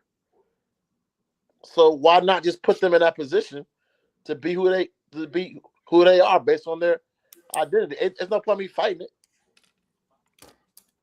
So now I just gotta teach that aspect and make sure that the people behind them that aren't great defenders understand how to have better angles. Because I didn't have to teach Saljo and Elise angles. They already understood that. Nice. That's what's up. So it's a lot of basketball, man, and a lot of coaching is about making adjustments. Like whether it's football, y'all. I mean, you guys go into the locker room at halftime. You might have a scripted plays for this thing. It's not working. Now I got to adjust because now the defense has made adjustments. Yeah. That nigga Lamar Jackson hitting cheerleaders on the sideline. He hitting coaches, staff. Yeah. So now instead of Lamar hitting the cheerleader, now Don't fall for it, coach. Don't fall for it. Don't fall. Now you hand off the ball to He got an itchy finger. You swimming in dangerous waters right now, coach. Don't let that man do that to you. Don't take the bait, Coach Walt. Don't do it. Let me get you out the water, man. Let's get the rapid fire before you get kicked off the show. Before we go to rapid fire, Coach Milton, to Coach Walt's point, he is exactly right. And I just feel like in any leadership position, whether you lead your family, you're a leader in your workplace, or whatever the case, it's all about making adjustments and changing your style up in the way you lead, depending on what the situation is. But you're 100% right. And it doesn't matter. In order to be successful as a leader, not a coach, you have to put people put people in position. You know what I'm saying? Let them be strong where they are strong. Yep. Right. Yeah. You know what I'm saying? And I think if you get enough people to buy into that will help you out for sure. No matter whether coaching, sports, business, whatever. Put people in position where they are strong, where you might not be the strongest, but you know what I'm saying? No matter what, they are strong, you know what I'm saying, for sure. So, good point. Yeah. Take us to rapid fire, Coach Milton. Go ahead, Coach. Hey, well, you gotta tell them what we're doing. You gotta tell Coach Walt what we're doing. So we always do a little segment called rapid fire. We might throw in some start bench cut, or we might have you organize a team, whatever. So you just be prepared to come off right off, off your thought process. All right. So I'm gonna start with give me your top 5 Samuel Jackson movies. Damn. What? That's how you start? Coach Walt, we normally don't start like that. I don't know what's wrong with this gentleman. I'm trying to keep him out of trouble. Yeah, nah, man. Hold on, let me just say this. Shout out to Lamar, man. I'm a fan of Lamar. Hey, Walt, listen to me, man. Listen. Hey, Coach, I'm trying to help you out, man. I'm trying. You let the old drag you down. No, Whoa, we good, man. Don't worry about that dude up there at the top of the screen, bro. We good. We straight. All right. Well, I'm gonna switch it then. All right. So top 5 Samuel. All right, go ahead. Pulp Fiction. Okay. Unbreakable. Glass Man. What's the movie? I like The Negotiator. Okay. Ooh, okay. That's a good one. That's a great one. Let's see. There's Django. One of my favorite. Gotta have Django. Gotta have Django. Is that a book on that nag? Oh,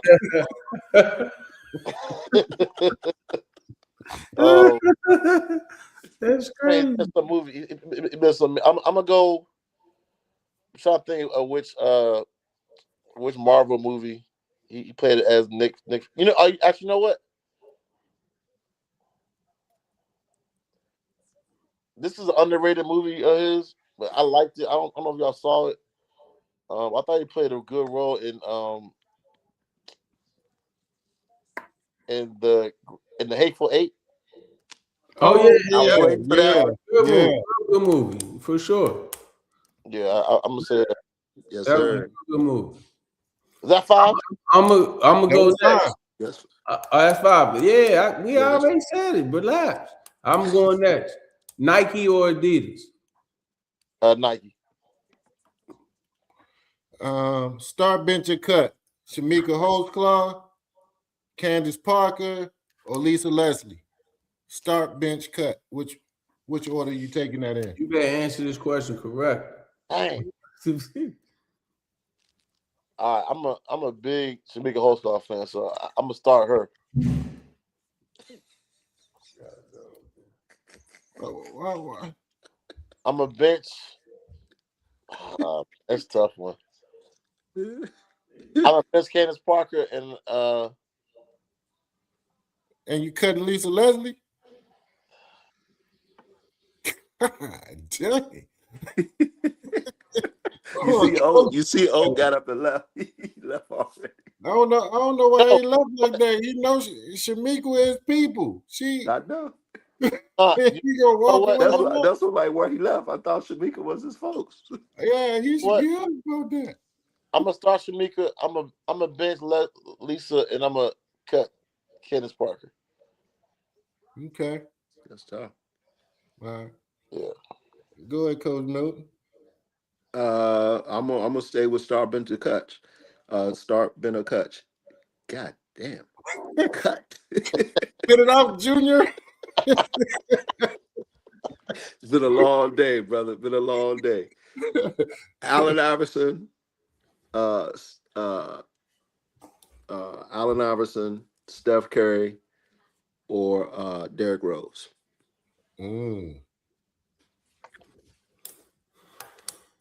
Dang, man, that's tough too, man.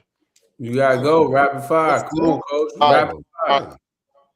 I'm a start Curry, bench AI, and cut Derrick Rose. God. You gonna start Steph over AI? But man, you heard what he said. Anybody want to listen to you? Michael Jordan or LeBron? Oh, Jordan, all day. Show of to all the listeners and viewers, we appreciate the support each and every week. Hey, Coach Walt, great guest, but he just fucked it up. It's time for him to go. All right, hold on. Hey, Cole, let me ask you a question. So, I always ask. Hey, before you start this, let me say this. Okay. This dude, he's relentless. When he talking about he ain't want it, as soon as you said Jordan at the beginning of the show, he talking about, I won't listen to that. Hey man, this dude around the clock with this nonsense, man. So do not engage unless you want to be here for another hour. My cousin Arby told me this morning I was worse than 50 Cent. I'll leave it alone. No, go ahead. No, I want to hear Coach Walt. Let me ask you a question. And I got one question. The type of teammate and the answers that LeBron has done, right? And just as a teammate, as a player, all the drama that goes on around him, is that somebody that you would want your kids to model after? And I mean, I don't know what antics you speaking of. Oh, okay. Like what are we speaking of? I mean, you gotta be specific because Okay, I'm lost. I'm lost right now. I'll be specific. Coaches getting fired. Players That's getting been happening since the 70s. Huh?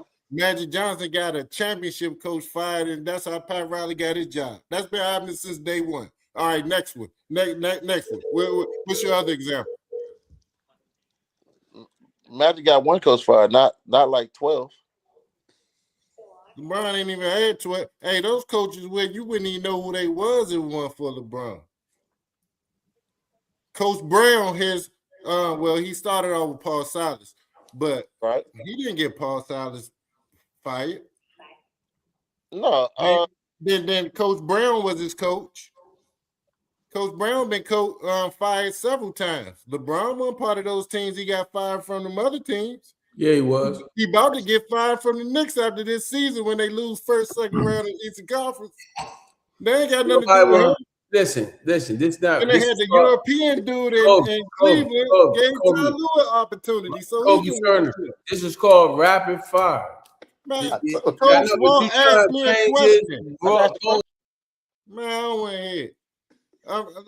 Look, we having the conversation here. He can't interrupt this. I think the narrative that you pushing right now, Coach, is absolutely false. Absolutely false. I mean, it's hard to say it's a narrative when it's happening everywhere he's gone. But what? Okay. What star player did Michael Jordan get Doug Collins fired? No, that was Jerry Reinsdorf. so he ain't had nothing to do with it. He ain't want Phil Jackson in there, huh? Oh, I mean, I think Jerry Reinsdorf has shown that he didn't really care what Jordan thought. He was gonna make decisions that he felt like was best for the Bulls. Like I'm saying, like now, could there have been a little bit of Jordan in there? I mean, but him and Doug Collins were tight.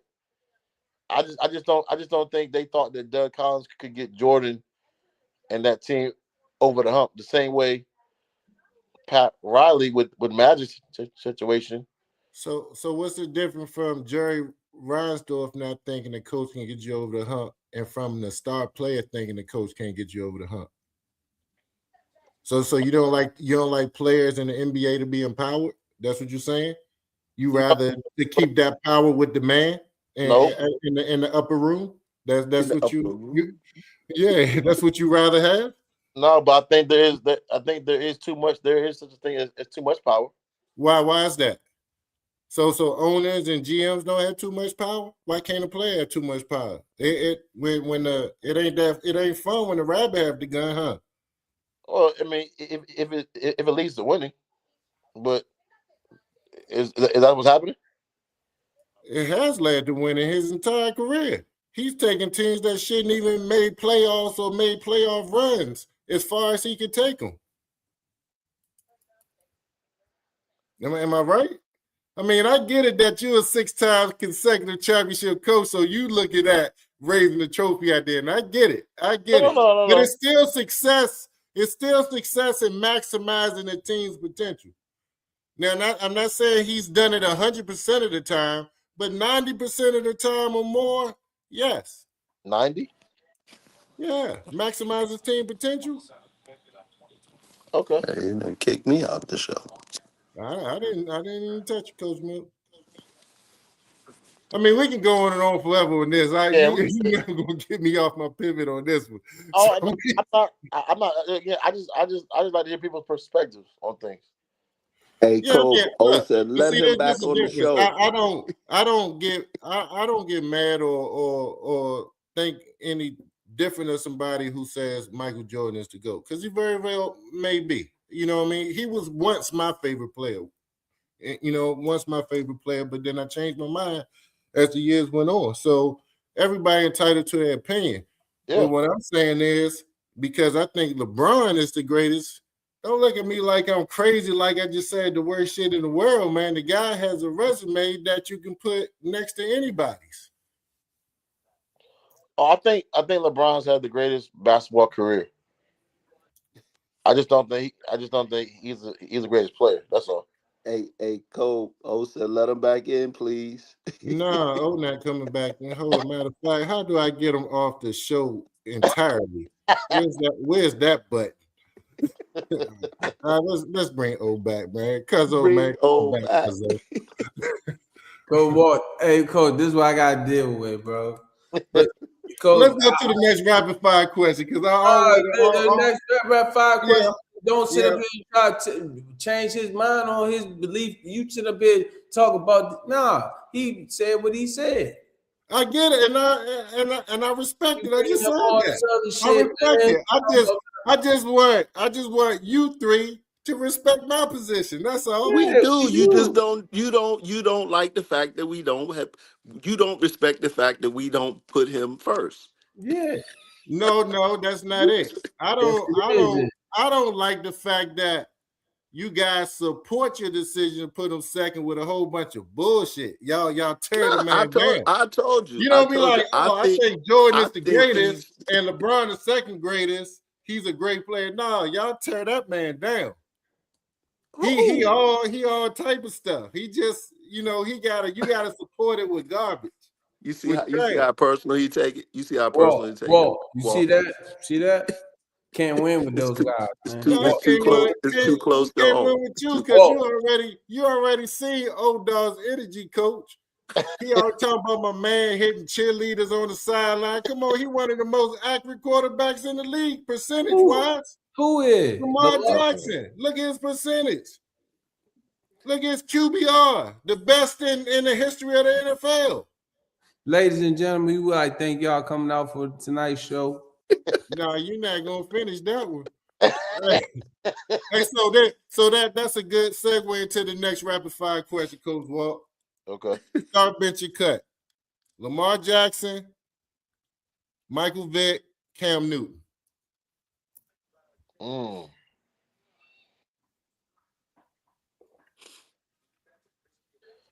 right, I'm gonna start Lamar, bench Mike, and cut Cam.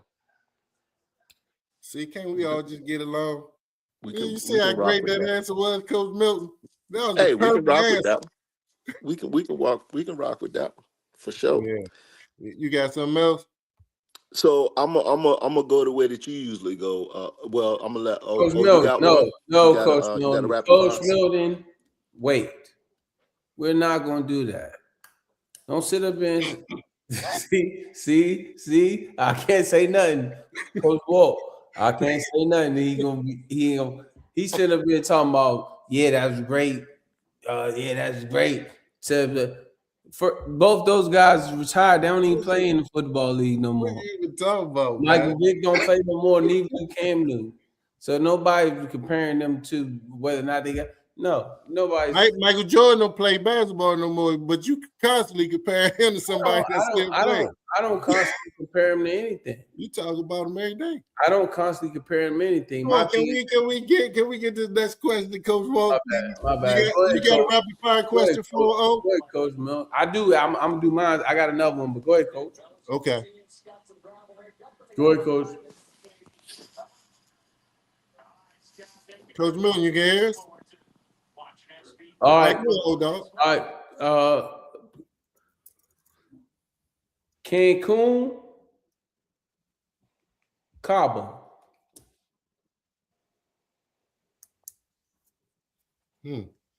Cabo. Great answer. Great answer. Cabo. Yeah. Great answer. Go ahead, Coach.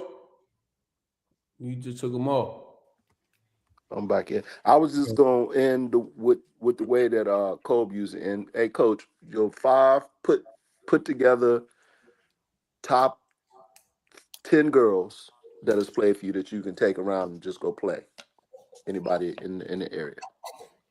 No, in the country, and any major city in the country. Yep. DC, Chicago, LA. Wow. To save your life. You need 10 girls you taking with you all around the country to all the major cities and bump against the best to save your life. What's the 10 girls you take? Oh, shoot. So that's Joy, Kai, Sajul, Elise, Elena. You don't gotta say Sajul just because Coach on here is on here, just so you know that. You know, Nah, hey, have y'all seen her defend? Yeah, yeah. Okay. Young guys. Oh, we Young seen her. guys. We actually went to a real game and seen her a couple. I've been to a couple games, and Yeah, I say a that. ball in her hands, like attacking the basket.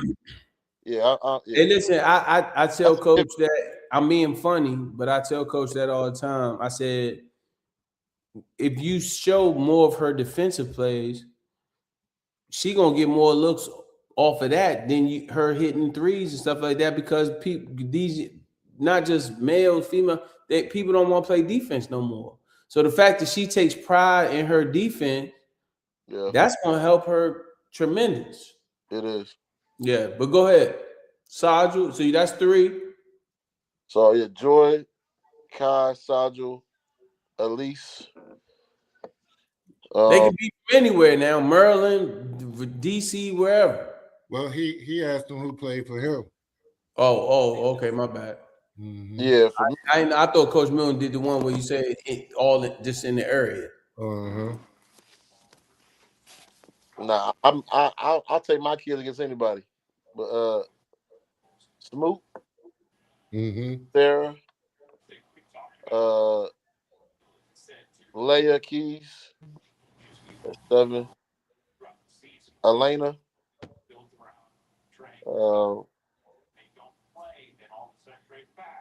Two more. dang, that's crazy, man. There's so many good kids. I need another shooter. So Sophia and either One more. It's either gonna be Sydney or Christina. You gotta choose, bro.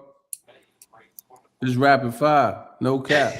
You gotta Christina. choose. I'll take Christina. Okay, and out of that 10, You heard that, Sydney? No. and out of that 10, but look though, Coach, that's the type of person I'm dealing with. See, you see that? This little, he didn't have to say that. That's what we dealing with, Coach. So when we talk about the Baltimore Ravens, we talk about Lamar, petty nigga, man. That's what we dealing with. Petty, man, for sure. You know what I mean? You already know. How many? Let me ask you this one last question before we go. Mm-hmm. How many kids, if you was to say, it don't matter if they got half scholarships, partials, whatever.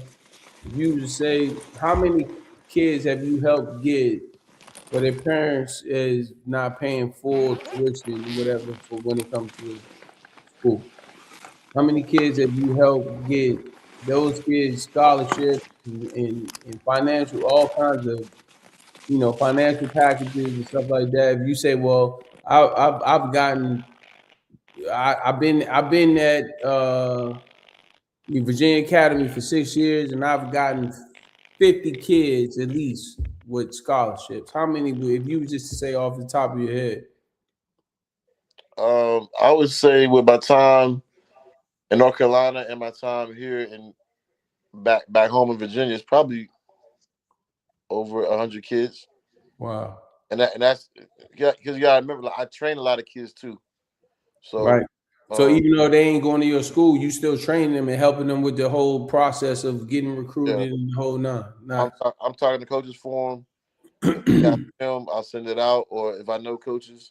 So one thing I do, man, I'm actually I need to book my flight, but the Final Four is in Phoenix this year.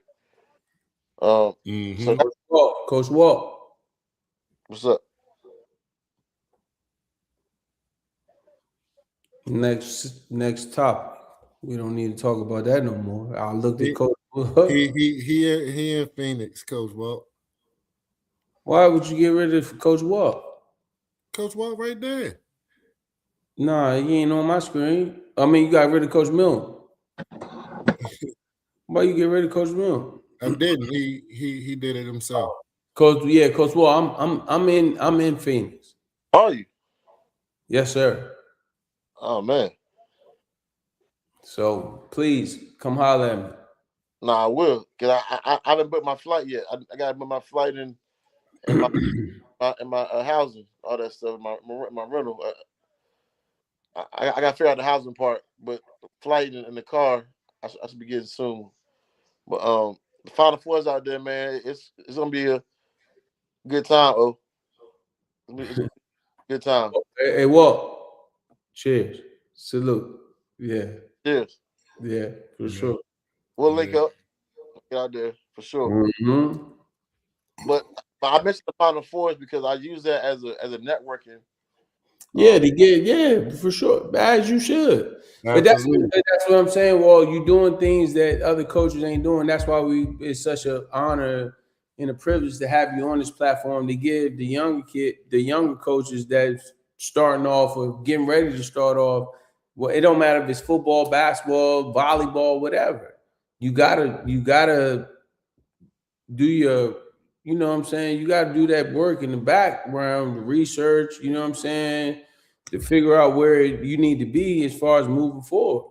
Right. So, I yeah. think that if I was to talk to a young coach, I would tell them, to talk to your school about professional development Mm. and going to the Final Four because there's clinics here, like there's on court presentations where some of the best coaches in the country, they host, like they have, I mean, it's thousands of coaches there for different reasons, for scheduling, for the on court presentations, for the round tables that they have where it's like breakout groups where you it's kind of like almost like speed dating where you go to a certain session with different coaches for about 15 to 20 minutes, or I said like a half hour on different concepts. One could be offensive sets. One could be out of bounds play. Other can be diamond defense. Other one could be on learning how to build a program. It's so much for you to learn and for you to network, and it makes you better as a coach, but also allows you to create a network of coaches that will support you if you have the talent. So so that's why I've been able to afford myself and a lot of kids that I help able to go off to school a lot for free or not paying a whole lot, just because of those connections and like that networking that a lot of people don't really That's, take advantage of. that's a beautiful thing. Coach, man, before we get out of here, do you have anything that you want our listeners and viewers to hear, or like you have any your website so where the people can find you and things like that, so they can holler at you about trying to get training for their kids and in the whole nine, or even just get some more information about your school and what it is that you do at Virginia Academy. Yeah, sure. Yeah, so my Instagram is Walt_4. And my Virginia Academy page is Virginia Academy WBB. Um, and yeah, man, I just want to say, man, I'm thankful for the opportunity to come on the no cap on a no cap pod and Walt, we're gonna get you back when it comes to the women's. Like, so when we start the women's, when they get into the tournament, we like to bring people back and talk okay, about the games and the whole tournament and all that. Because last year we said on this actual podcast on this show, we felt the women's whole tournament was better than the men's. You know what I'm saying? I just felt like it was such good games right, throughout the whole entire tournament of the women's college national championship or whatever. So we Yeah. like to get people on the show to talk about the games, whether it's the Sweet 16, final, Elite 8, whatever. So we would love to have you back on the show to chop it up, man. Like you see, it's an interview and we want to learn more about you, but it's just us. It's almost like if we talking in a barbershop, just chilling, brother. yeah, nah, man, I really have enjoyed my time with you guys, man. This was a lot of fun. We appreciate you, man. We appreciate you, brother. And the fact that you are a true my fault, you say you're not a Baltimore Ravens fan. You said 49ers. my bad, 49ers who beat the Baltimore. Oh, my bad, y'all lost. But anyway, but still true, you know what I'm saying, to what it is that you believe, bro. We salute that, man. And continue we more importantly, what it is that you're doing for the kids. It's one thing to win the 6 state championships or whatever, but the fact that you putting the kids in school is what I salute you to the utmost, man, because it's a lot of high school coaches out here, private school, public school, don't matter. They winning numerous championships. And then at the end of the year, when those seniors, they're like, well, coach, I need help getting in school. And they like, nah, we off to the freshman and the sophomore. It's just, they just constantly whatever. So the fact that you putting those kids in school, man, that's a testament to you, man, and we really salute you for that, for sure. Well, me personally, for sure. Yes, sir. And just to piggyback on what he said, Coach, man, we appreciate you coming on the show, showing love, telling our listener viewers your story. We had a lot of fun with you being here. You're welcome back anytime. You family now. Look, congratulations on your 6th consecutive state championship. Yes, sir. And salute to you and wish you a 7th consecutive next year. So, we gonna be watching. I wish I had a daughter to see you right now to get buckets up, but they don't want to play no ball. So, Yeah. but we appreciate you from the bottom of our heart. And to all our viewers and listeners, thank you for tuning in. Listen to Coach Walt's story, Virginia Academy. You got some kids, lady players that's looking for a high school or looking to grow their game and really get into the thick of it. Coach Walt right there. He already told you what is it? At Walt_4. Yes, sir. At Walt_4 at Instagram. Hit him up and he gonna give you the jewels. So we appreciate everybody. Thank you for tuning in. Respect and honor. Salute. Appreciate you, Walt. Appreciate you guys. No Cap Sports Show, where sports and combos collide.